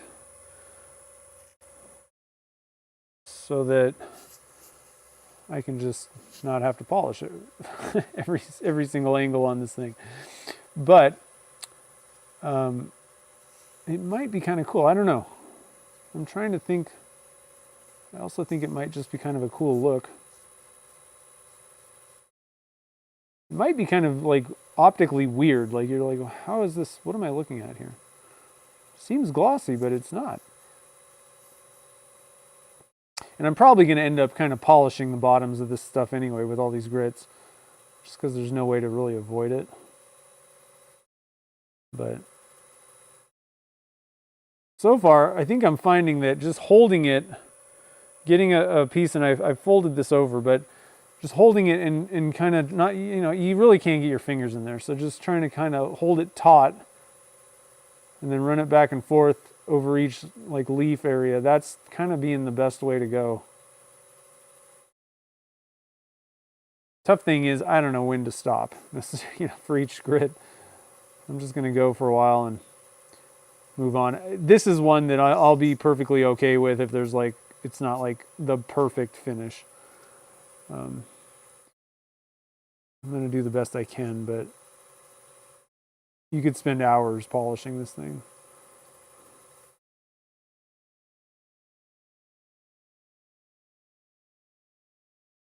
I'm hoping it just works out fairly well the first time.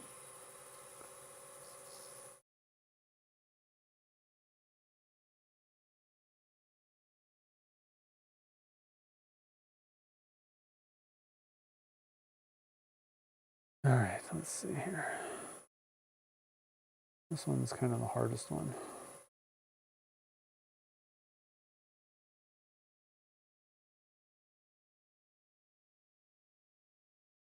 Kind of helps to have a longer piece too, I think.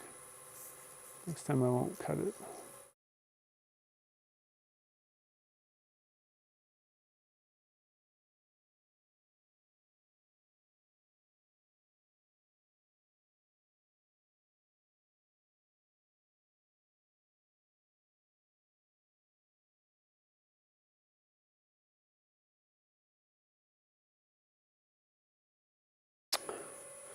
Another thing about the Collet chuck, rather than using like a regular 4-jaw chuck, you know, this thing doesn't hurt you. It scares you a little bit. It could bang your knuckle up or something, but I mean, it's really not going to tear your hand apart. If you've got a 4-jaw chuck on there instead, there's a little bit more room for like something grabbing you with a 4-jaw chuck. So I don't know. I would have been using these jaws, so it actually would have gotten it, you know, pushed out a little bit from the chuck body, I think. But there's going to be some separation between these jaws, and this thing just really doesn't hurt. Like I said, it startles you more than anything with a Collet chuck if you happen to like run your knuckle into it, and it can rip some skin off. You know, I mean, I'm not saying it's like totally safe and it feels great. But typically it's not going to like, you're not going to be like going to the hospital if you hit the Collet chuck with your skin.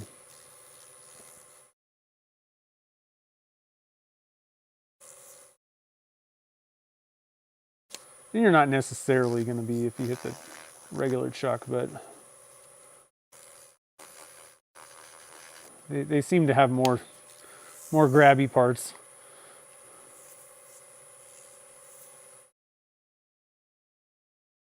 All right, let's move on to blue.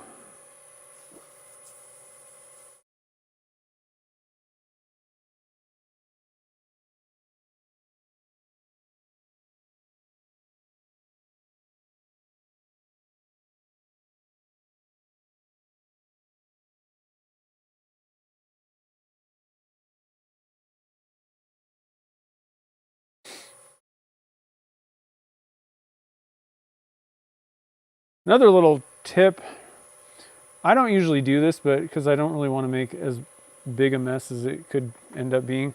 If you have a little squirt bottle or even maybe it's just like a sprayer or something like that. That can really help your wet sanding.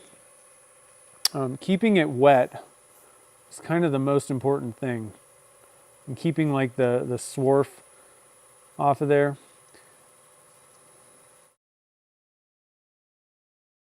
Can become a little bit more messy, but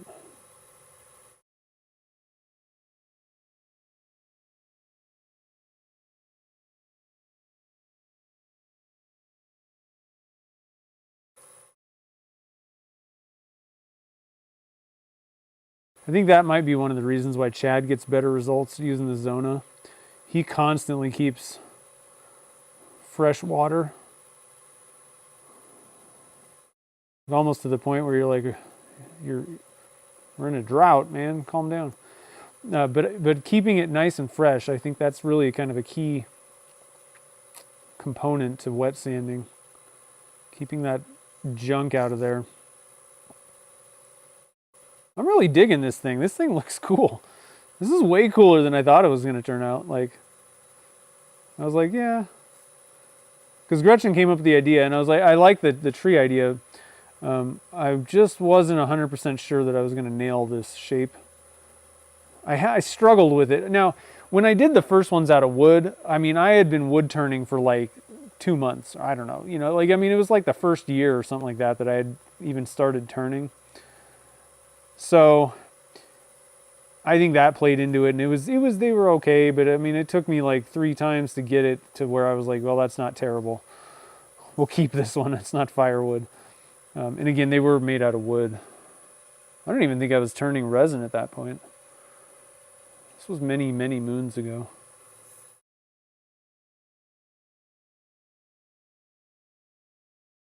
So I was like, we'll see how this turns out. I don't know.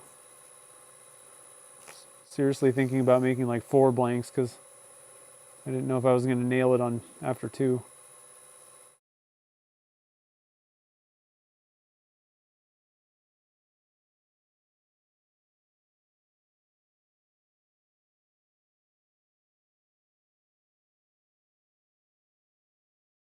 Gotta hope that I can finish up, get it parted off, and right off in the sunset.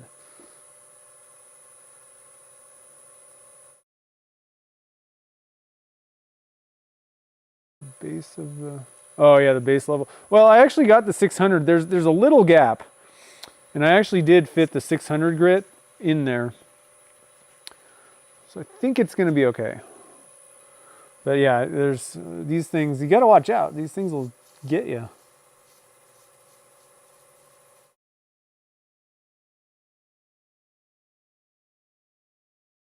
And another little tip for, when you're doing wet sanding and stuff is to keep the paper moving. That always, I think that just promotes keeping the particles, the stuff you're taking off. I think you're moving it around and not getting it just trapped there and kind of pressing it in. But always clearing, fresh water or whatever, and keep moving. And that kind of goes for any kind of sanding, honestly. You don't want to just sit there and sand. Like if you're using a grinder, like a grinding, or not like a belt grinder kind of thing or disc, definitely you don't want to just kind of keep it in one place and push. Move it around. Keep kind of putting it in like a fresh, and I think also what's happening is like a cooler area of the sandpaper, but also just not loaded up with stuff. Obviously, you're not going to probably be wet sanding on a disc grinder, but same things apply.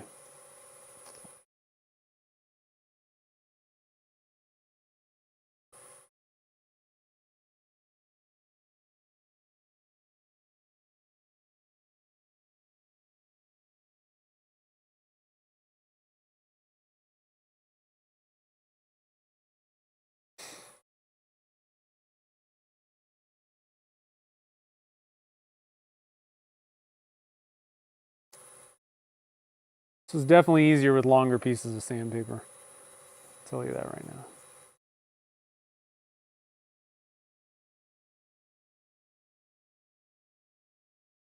I think this bottom one's going to be really tough.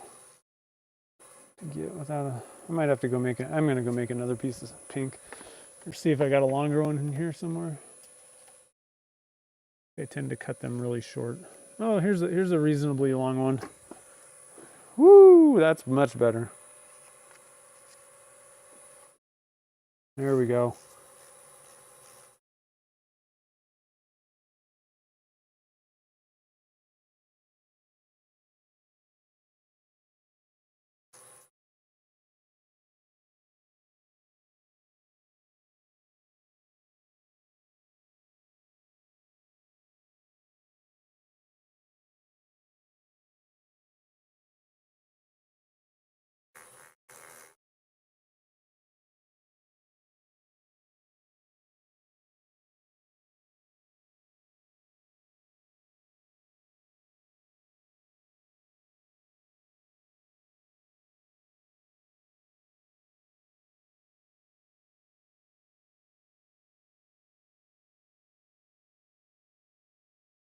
All right, pink, turquoise. I need a longer piece. Let's see if I can find, this one's a little bit longer than that one. And white, I might need to go cut a new piece of white. So I buy this stuff in, you get the pack at Turners Warehouse, and you get 8.5 by 11 sheets, and then I just take a paper cutter thing, and I just cut them into, whatever size. I think they're like about I don't know, usually somewhere around like an inch and a half wide by about 3 or so. It's a pretty good amount. You could probably do a little bit of math and figure out what the best way to get the most pieces out of an 8.5 by 11 sheet. I never did that.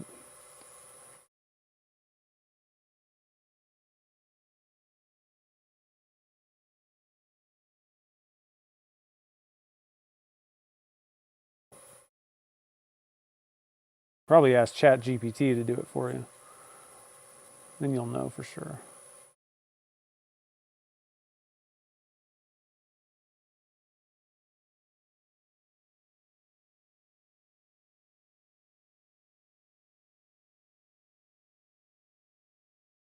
Is anybody doing anything cool for Halloween?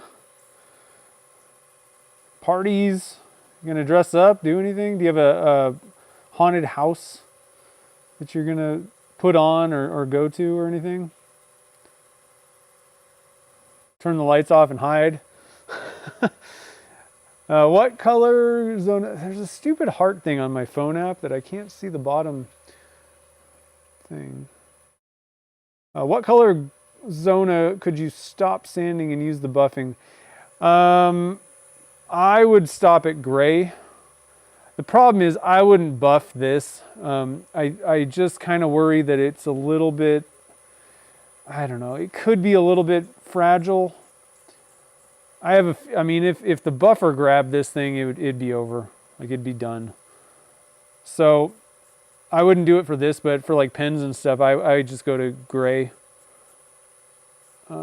You could go to blue. If you're using like the same type of system as me, where you have like the Tripoli rouge, that's like a 900 grit or so equivalent. I don't think there's an exact equivalent because it's a slightly different type of abrasion system, but it's about, like, you definitely don't need to be sanding too much higher than like 1,000 grit before you hit it with Tripoli wheel.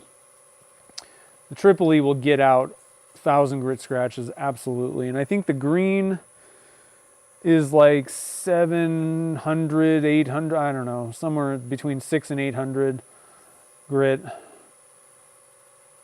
And I think the gray is somewhere around that like 900 to 1,000, possibly. Let me look it up. I kind of figured out, it's not an exact match, I don't think, but I kind of, it took a long bit of researching, but I kind of found some people that approximated the P grit scale, like converted it to micron levels. because that's the problem, is I don't know what grit. They don't say grit. It's a micron level for the Zona papers. And so I kind of just converted it a little bit. I don't know how exact, how accurate it is, but it should be in the ballpark. I mean, it should be somewhat close. So when I get done with this turquoise, I'll pull that little guide out that I made. Because I wanted to see, you know, like where do I need to start or stop, or it matters. And like, there's really no reason to go up to like 50 billion grit if you're going to go and buff it, because then it's like you're sanding with a lower grit at that point. It's the same idea. So I try to like not, you know, be as somewhat efficient as possible. There's nothing wrong with going up a little higher before you buff. I think there's nothing wrong with that. I think you'll, you know, but like going too far higher is just a waste of time, because you're just basically abrading it to a lower, you know, more coarse grit with the Tripoli. So I would stop at gray, maybe blue. Okay, so that should be good on the turquoise. Let's see. So according to my research, the Zona green was somewhere around 700 grit. Zona gray is somewhere around 1350. And then blue's like 25, blue's like 2500, supposedly. I don't know. I also think the higher you go, the more deviation from reality there might be with that. So who knows exactly, but yeah. Looking decent. Actually, oh man, the frosty thing is actually pretty cool, I think. Hold on. I'm going to go over and cut myself a new piece of white. So like the highest grit. If I can find some. Oh, I have some.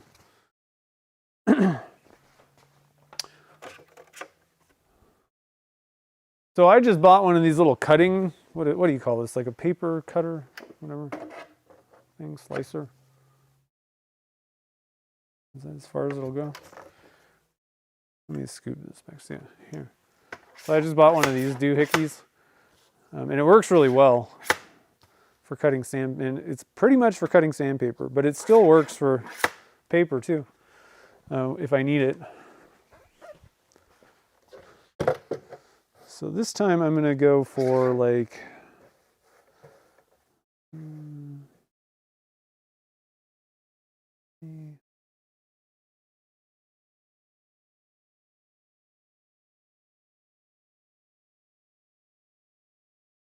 let's see, so this thing is like about 6. So I'm gonna go,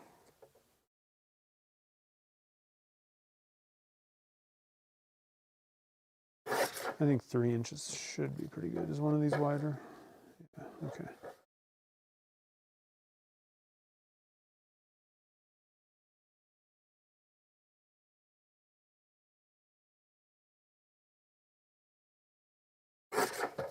Okay.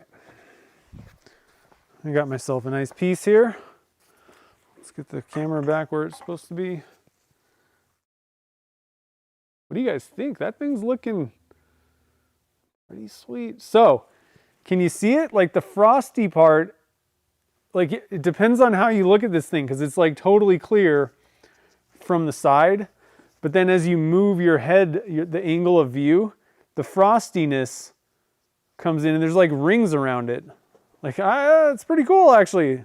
That's what I was hoping for, is like some kind of a weird, cool effect. I don't know.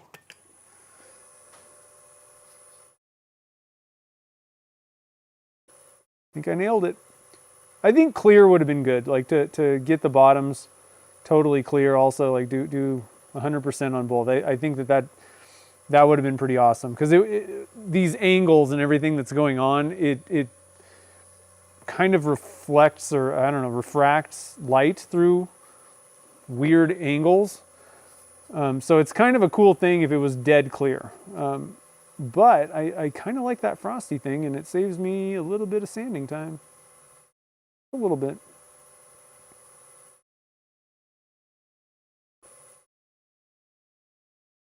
Man, this thing is glossy polished, I think. Clear is usually a little bit easier to hide some scratches. Like if you have some scratches in something that you're turning, like the lighter or clearer it is, it's definitely much easier to kind of hide little imperfections than like black, purple, dark, you know, like your darker colors and stuff. It shows every single flaw, scratch, you know. What ends up happening is like clear things it's just not as clear. It's like kind of dull looking on lighter things. It just doesn't really pop as much as you would expect. That's a clue. If it's looking kind of dull, there's scratches in it, because sometimes it's really hard to see unless you hit the light just at the perfect angle and put on my magnifying lenses and all this stuff. Sometimes it's hard to tell, but if there's dull spots or something like that, then that's an indication that you're gonna have to go back and get some scratches out, unfortunately. Ooh.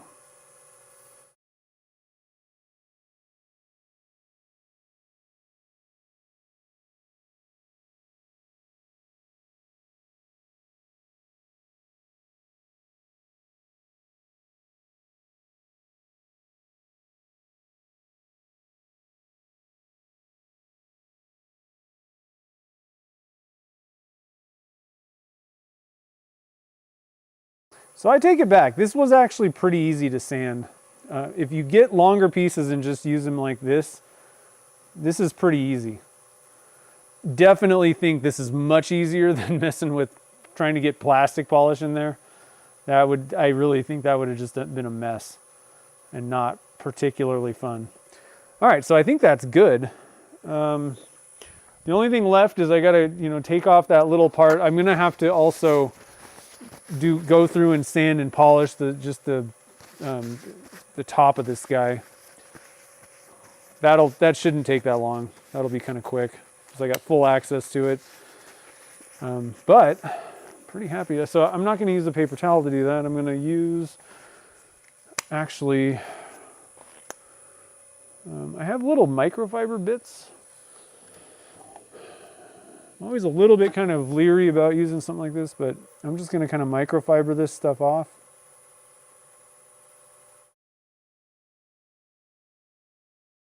If it grabs it, it does, but I'll just be able to let go.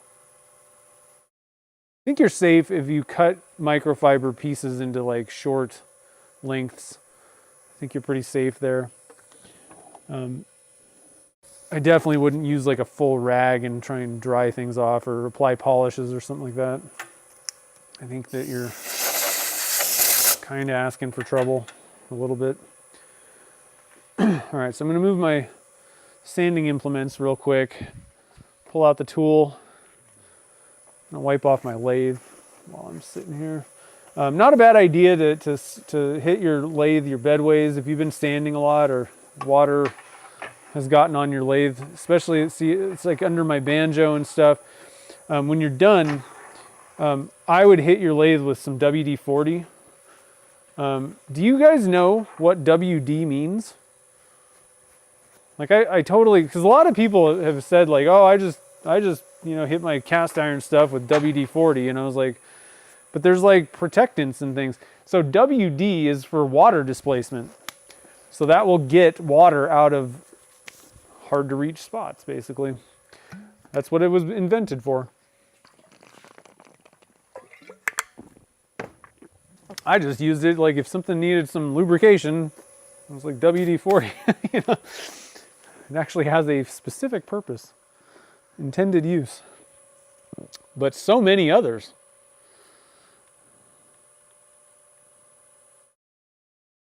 In some cases, though, you might want to really give your cast iron the full treatment and do protection. I actually use T9 Bow Shield also on most of my cast iron, even though it's not really like, we don't get a lot of rust here because it's pretty deserty climate, dry. Still, still do it just to make sure. And if you're in a super humid place, you might want to go with those types of things. But it's not, you know, in the middle, you just hit it with some WD-40, you're good. Turn the heart thing off. Oh, you can I? How do I do that? It doesn't seem to be working for me. Let's see here.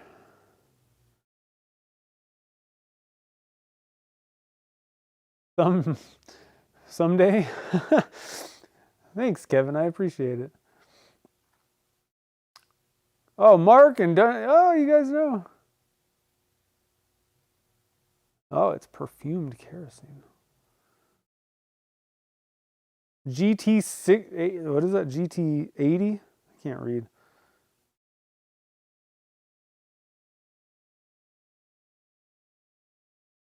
Yeah, I've started doing, because I was always like, nah, I don't want to do that. I got T9 on it, and you got to do this whole thing. And I finally just, because I'm using like, you know, when you're doing kitless pens, you know, I'm actually using, sometimes I just use WD-40 to cut the threads with as like a cutting fluid. But I also have an actual cutting fluid, and I've used like oils and all this stuff. And so like, I'm just getting my lathe just jacked up. It's all dirty. So I'm like, well, I may as well just spray the stupid bedways, and it works great. Like, it's so easy. You just spray it on there, wipe a little bit off because you pick up some gunk. But it's great for getting your tailstock sliding better. Like, and I don't have to do work. I'm not like sanding and doing all this stuff, trying to polish it up and take everything off and clean it. I'm just spraying it on there, moving it around a little bit, pulling some of the black junk off of there with a rag, and that's it. Just leave it kind of WD-40'd. But like I said, I understand, like, I think that's all you need if you're in, like, you know, a desert, arid environment, like, you know, high desert. It just, most people's cast iron doesn't rust unless you leave like an ice cube sitting on it, you know, maybe. But in a lot of other areas, if it's even kind of relatively humid, you get pretty gnarly rust pretty easily. All right, so I got to be very careful here. I'd like to be anyway, so I don't have to do a lot more sanding. I'm going to come in and just nibble away a little bit first, just to kind of get things cleaned up, and then I'll just kind of pop it off of there probably. But let's get you guys kind of in here overhead as much as possible so you can see what I'm doing.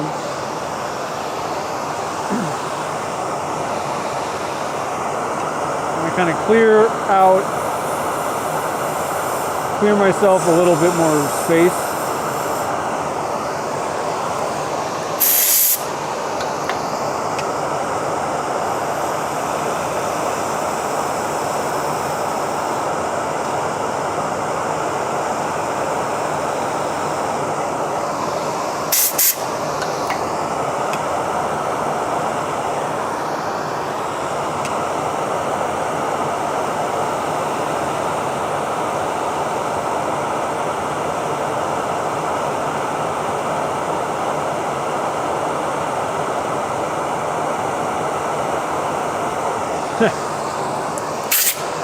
Time to pull out the glasses. I can't see what I'm doing. Oh man, I'm getting old.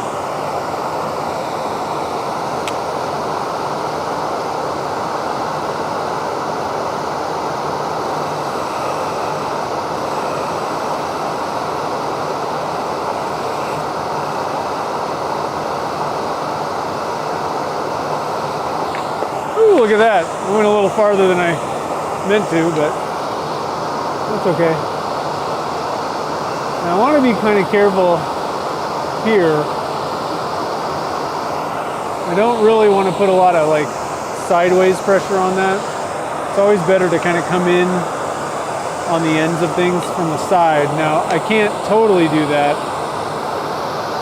but I can kind of direct most of the force at the end of that thing.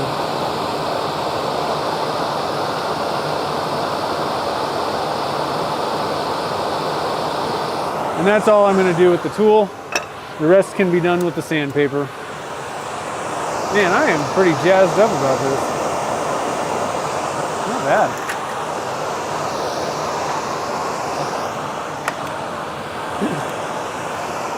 And we don't have to listen to the dust collector anymore.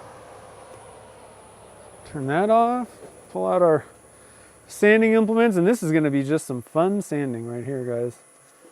Fun sanding. Let's see if we can give you guys like a flat view. I don't know if that'll work or not. I'm gonna drop the camera height. Hang on. Don't look.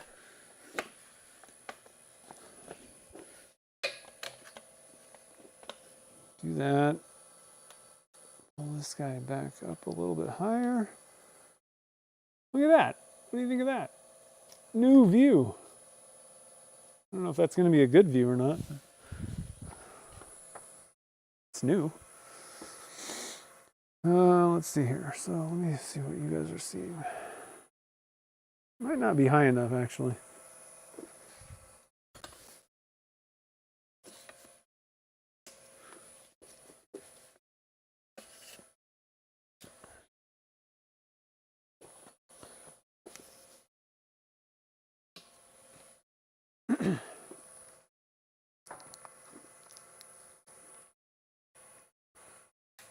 There we go. That's a little bit better. All right, so we got our 600 grit.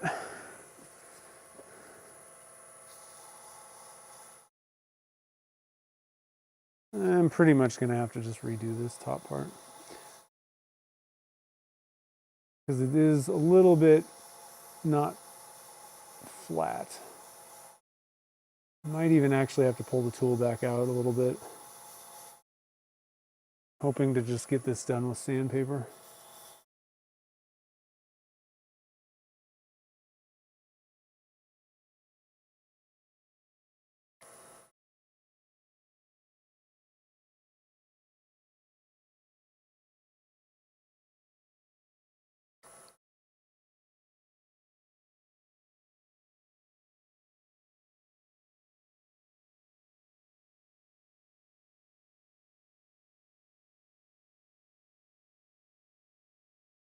I'm actually doing some shaping. This wouldn't have required this much messing about. I think that's okay. Let me take a look. It doesn't look like that top thing is like flat. Where my glasses go?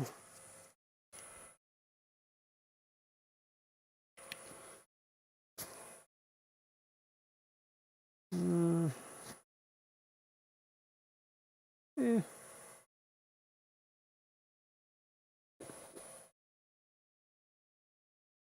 That's good enough. Pretty close. Okay, we're gonna move on now. Going up to the green.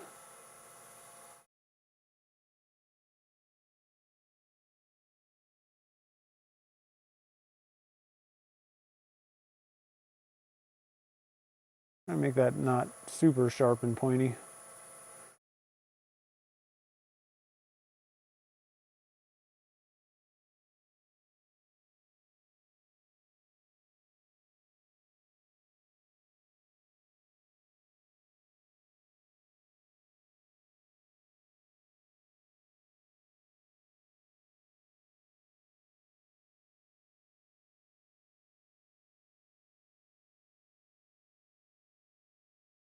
Okay, and then let's see here. Where's our gray? They're all folded over. This one's white.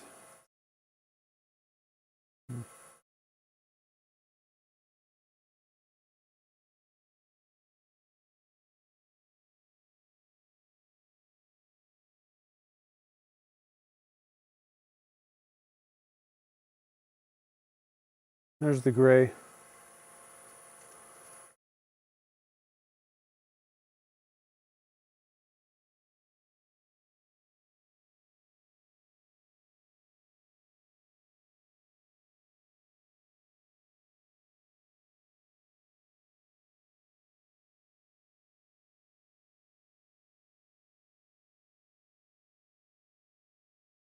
We're so close.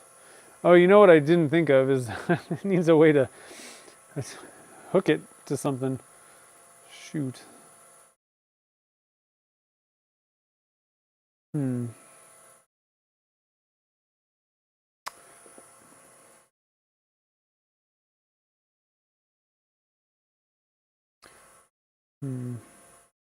The obvious thing, I can just drill a hole through the side of the tip.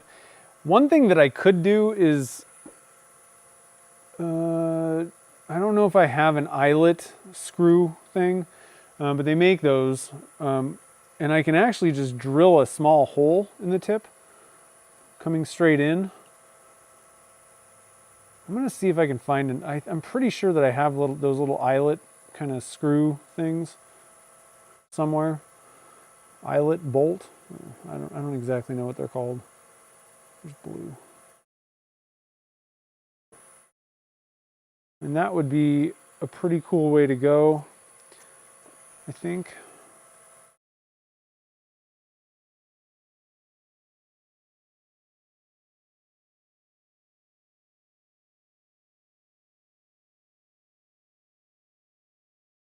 I wonder if I have any eyelets. Do they just call them eyelet?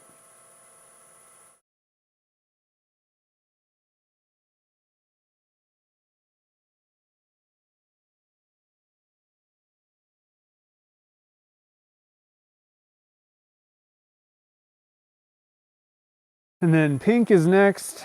So this goes. This is a decent way to go. Also, you can just use Zona. I like the look of the magic juice a little bit better. Typically, I think that some of the stuff that's in magic juice, it can kind of fill any flaws, any little scratch marks or whatever, and it really gives you a nice gloss. Easy to apply to pens and all that kind of stuff. And I would rather not be messing with water necessarily. I'd rather just kind of stop. I usually go up to same thing. The question was when you buff. Well, when I do magic juice, it's the same drill. I stop around gray, maybe blue, of Zona papers, depending on how I'm feeling. And then I just move on to magic juice. Let's see, green, pink, turquoise. Is that the right? Did I do this right? Shoot. What are the steps? Let's see, blue, pink, turquoise, then white. One of the things I like about Zona is there's just less steps. I think there's like 9 or something like that with micro mesh. So yeah, so comparing. You can send me an eyelet. I'm good. I think I have some somewhere. This isn't my first ornament challenge. But if I need one, it's much quicker just to run down to the hardware store. I should probably get some anyway, because this isn't the only one. Now, I'm probably not going to, yeah, it's already 2:30, guys. So I'm not going to be doing the other one today. That was kind of a backup in case this didn't work. Or I was just like, yeah, that doesn't look good. And I needed to stop in the middle, basically, and redo what I was doing. Let's see here. So I'm going to use this smaller piece of white.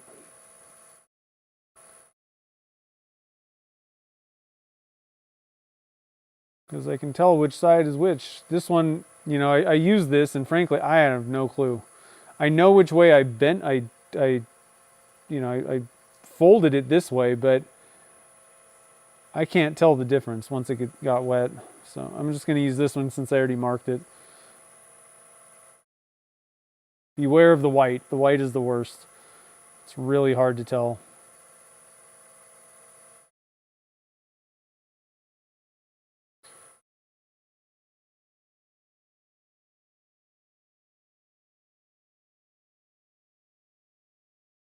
All right, now I'm probably, oh shoot, I dropped that piece of white. That sucks. On the floor. And that's one, if you drop it on the floor, I would throw it away, especially with like the white. That needs to be such a high polish that if you pick up any little piece of dirt off the ground with it, and it doesn't for some reason come off in the water, like you're just gonna scratch the heck out of your piece. It's kind of like dropping the wash mitt when you're washing your car. Where did I put that piece of microfiber? There it is. Guess I put it away. I'm just gonna wipe that off. Now, that's at a point, and I think I don't like the idea of drilling onto that point. Like I would rather try and kind of flatten the tip there. But first, let me see if I have any eyelets. Where would they even be? That's the question. Eyelets. I've got lots of things. Oh, actually, I think I know where they might be. If I have them. Ah. Now the question is, do I have the right size?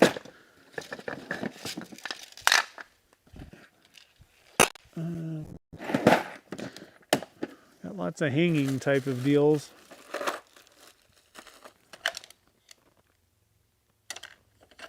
Got some really big eyelets.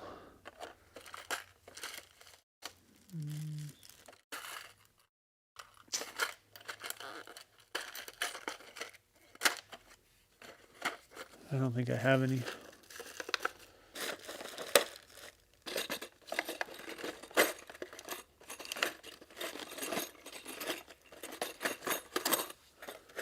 I got some really gigantic ones. If I need to hang a plant, I'm good. Huh. I do have some more places that they might be hiding. Let me put this back and pull out one other place that I might have put it.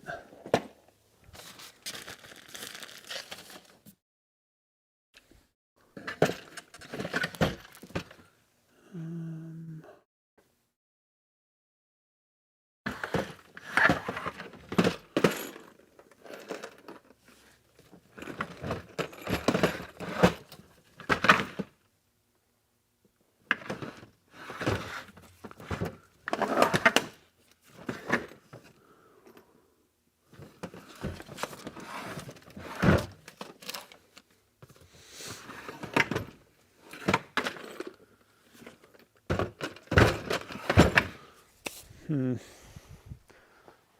think we're drawing a 0, guys. So I think what I'm going to do, I think we're going to stop here. And I'm probably just going to leave this thing on the lathe. I'll give you guys get a decent overhead view of this thing. I don't think I want to even take it out right now. But it turned out, oh, let me just get this cord disconnected here. So from this side, hopefully we'll get a decent shot of this thing. From the side, it looks like, it's all glossy all the way through. Let's try and get it angled correctly. Right, so it's like pretty much glossy, like see-through. And it's pretty good. I'm probably not going to get super... Oh, there might be some scratch marks. I might have to redo this right up in there. Let me just wipe this off with a microfiber. I think I might see some scratches on that one. Everything else looks pretty good. I'm not seeing any scratches, and I'm wearing my glasses, so that's serious. Now, as you come around this thing, though, as you change the angle that you're looking at it, see how there's like rings? And that's the frosty stuff.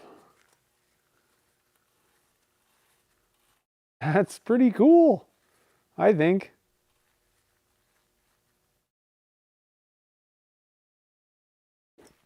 And then let's see what happens if you come kind of to the front.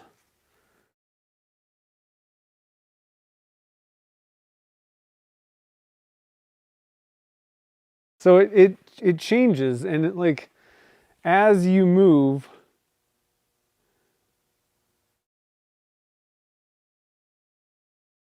yeah, that's kind of, I don't know, that's like kind of crazy, kind of cool.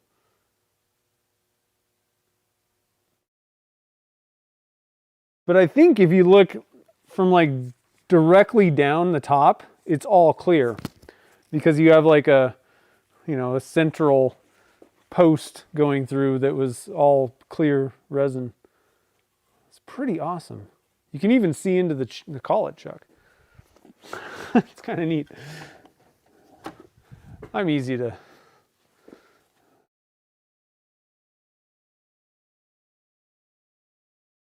Yeah, 6 versus 9 grits. I know it's like it's the same result, but 3 less steps. It's so awesome.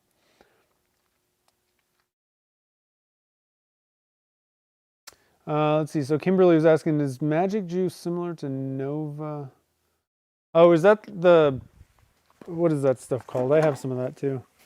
I don't think is it Nova? Is that the name of it? 1, 2, 3. Oh, it's in this box, that's why. Nova?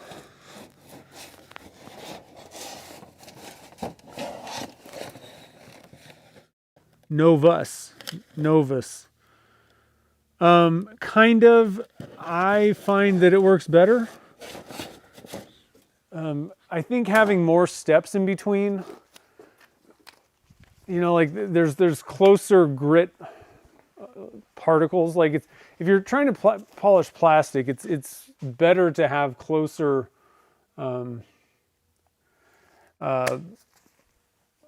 like not skipping so far. And I find that you're kind of skipping far with the Novus stuff. Like even, and one of the steps is not even actually doing anything. It's just like a conditioner. It has no abrasive in it.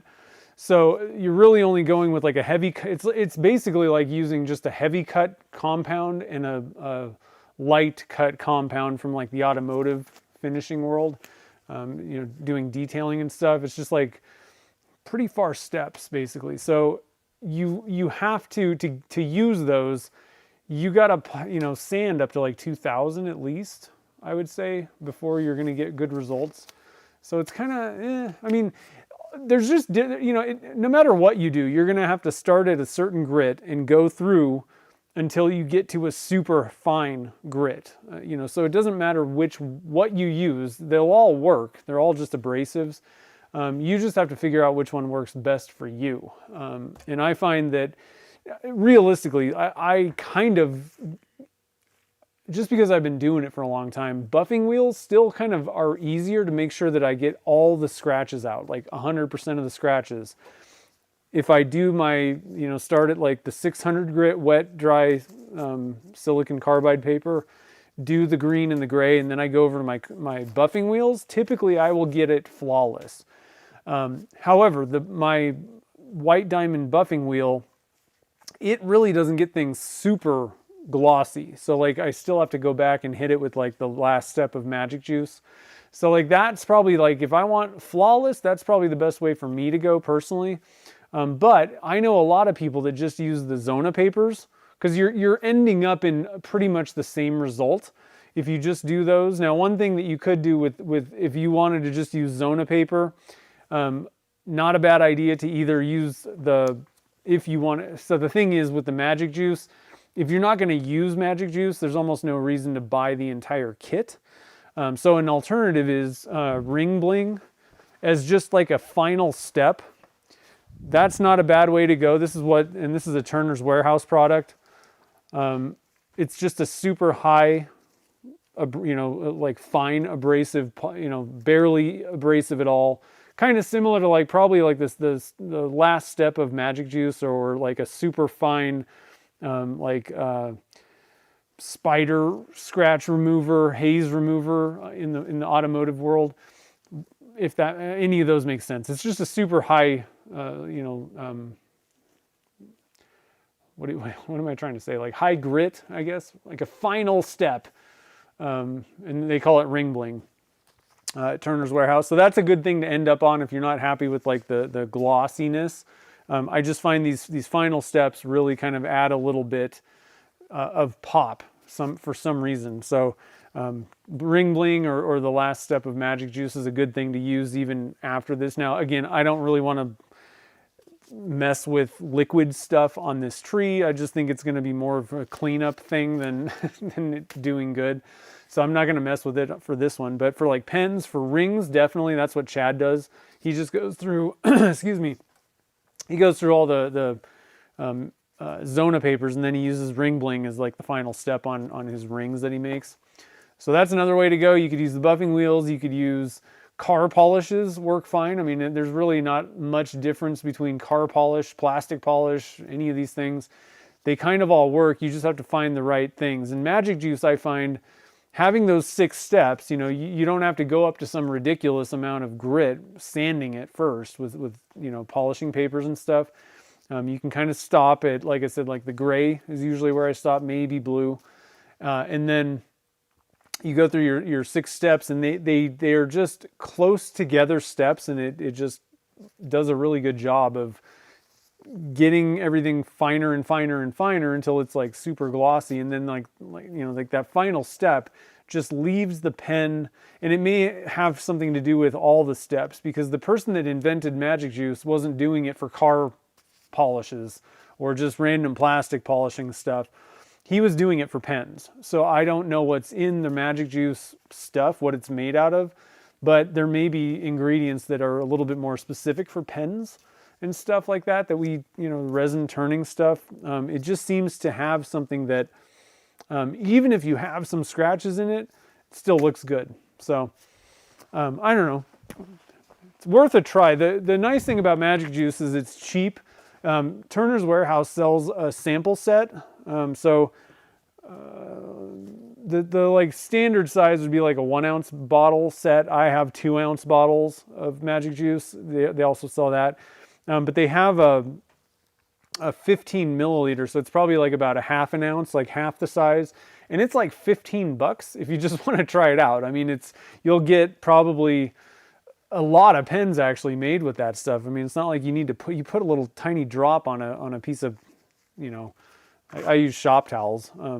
So it's like you'll probably get a good 20, 30, 40, 50, I don't know. You're going to get a lot of pens made with the sample set, and it's only $15. So worth trying, I think. Why not?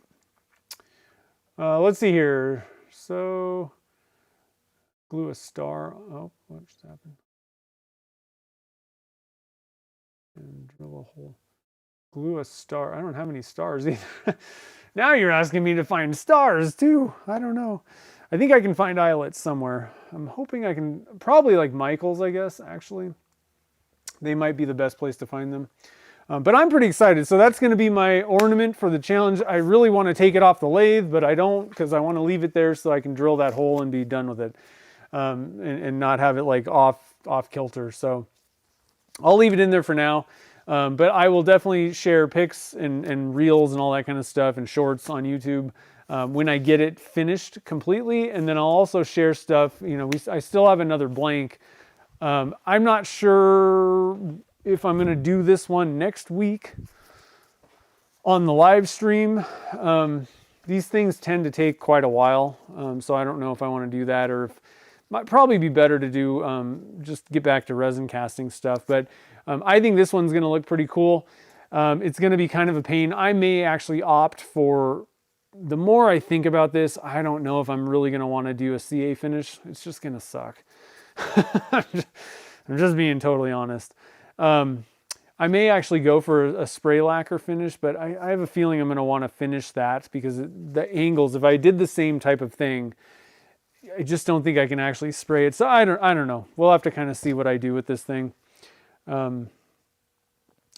Another way to go is you could actually paint UV resin on it instead of like spinning it on the lathe and doing all that stuff. The problem with that is sometimes you end up getting like lots of like bubbles and stuff, and you have to kind of keep it going for a while, but get all the little bubbles out. But if you just paint on a thin coat of UV resin, that might actually be the easiest way to paint something with a lot of crazy stuff going on.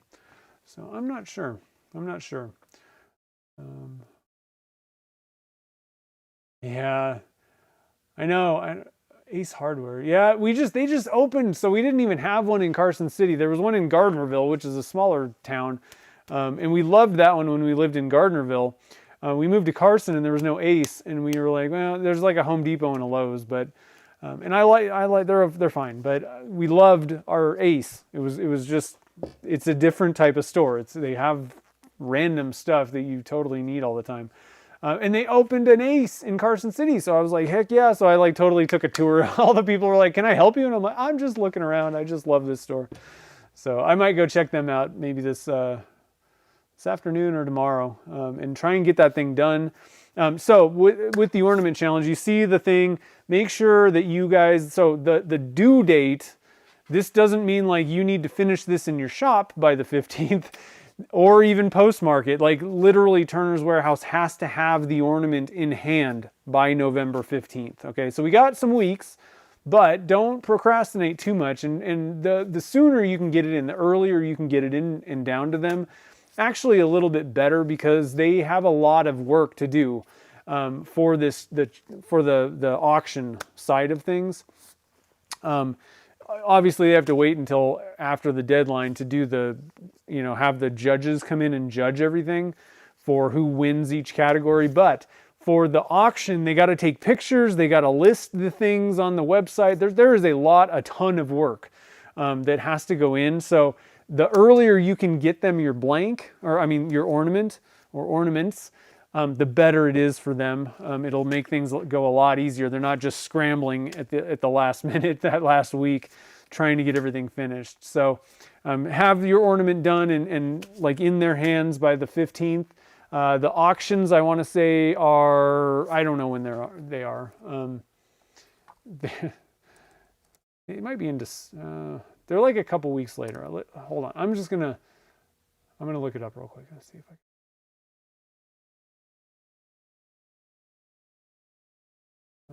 The timeline, okay. The live auction is November 26th through December 3rd, and it's an eBay for charity thing. What I'm going to do is, if you want all the details, just head over, here's a link. Head over to that thing. It's got all the Q&A.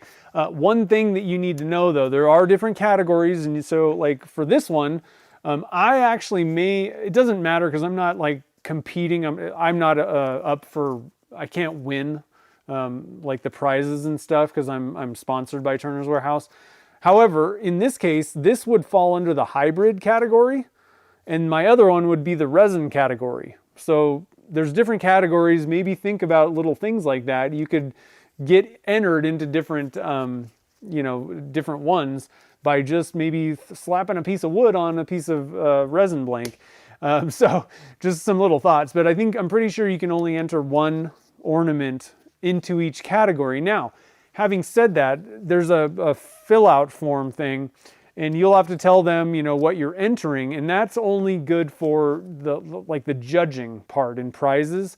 If you want to, if you want to send them a whole slew of like whatever kind of ornaments, and they're all the same, just pick your best one to enter into the contest part, and then you can send as many others down there. They're going to auction whatever they get. So the entry part is really, it has to do with like the contest part of it, the judging and the prizes. Aside from that, and you can enter one into every category, but you can only enter one, I'm pretty sure. I'm pretty sure that's how the rules go. But you can send them whatever you want to do and just not get those extras entered into the contest side of it. But the auction part is going to be awesome. It's all done. It's like the eBay for auction charity kind of thing side of it. So it runs just like an eBay auction, and it's really fun. Like last year, I got all into it. I got I think we won like 5 or maybe even 7 ornaments last year. It was pretty cool. We bid on a lot of them, and it's really fun to kind of see who all bid on your friends' ornaments and all that kind of stuff. But it's just awesome. Like the level of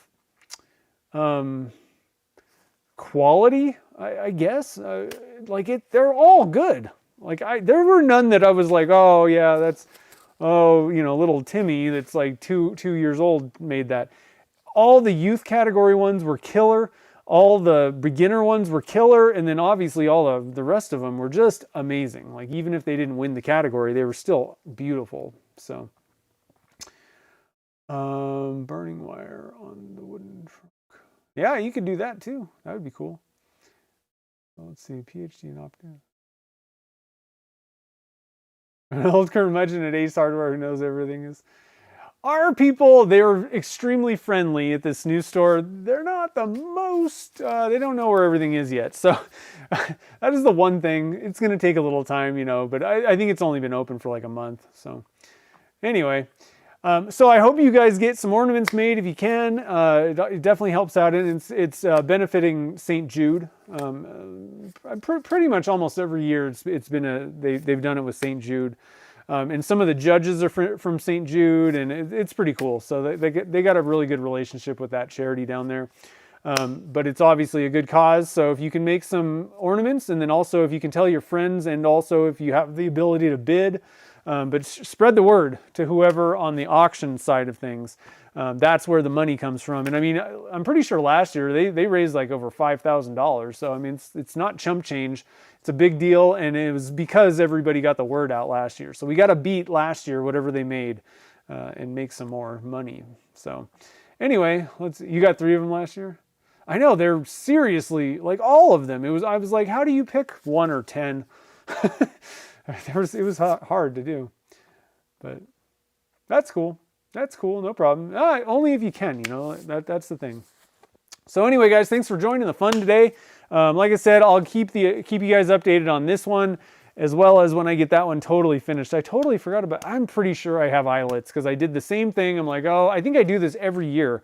I probably have eyelets, like a giant jug of them somewhere, because like every year I'm like, oh, I forgot about the eyelet.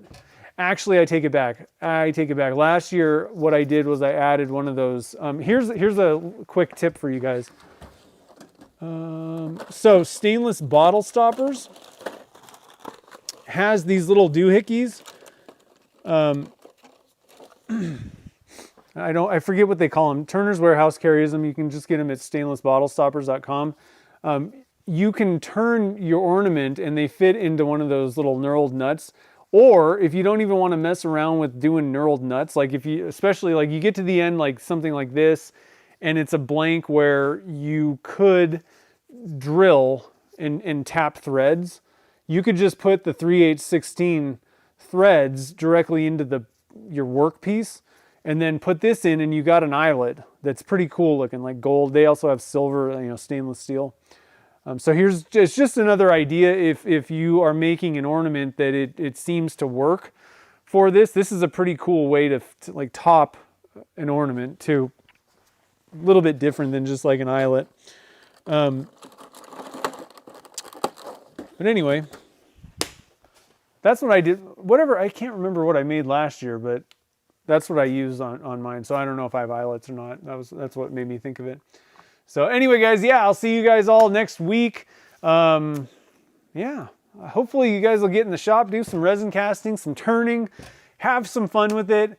And if you guys make anything or whatever, share on Instagram or Facebook, make sure to tag me or give me a wave and be like, hey, check this out. Just at ResinWorks Studio, I think is what Is that what it is? I never even think about that anymore. At ResinWorks Studio, I think. For anybody that doesn't know how to do the tagging thing. ResinWorks Studio. Yeah. And that'll work on, I think, either one of them. You can just type in on Facebook, like, I think you type at, is that how it works? I haven't done it for a while on Facebook, but either way, just, give me a tag. Let me see what you guys are doing. I always love doing that. And especially that helps me, because there's a lot of people that they tag me and then I realize I'm not following them. I'm like, oh, oops, I meant to follow you. I just didn't know. So a lot of times I meant to be following somebody, or I thought I was, And then I don't know until you tag me and I see a post. So make sure to tag me if you guys make something cool. So anyway, guys, have a great rest of the evening, and I'll see you guys.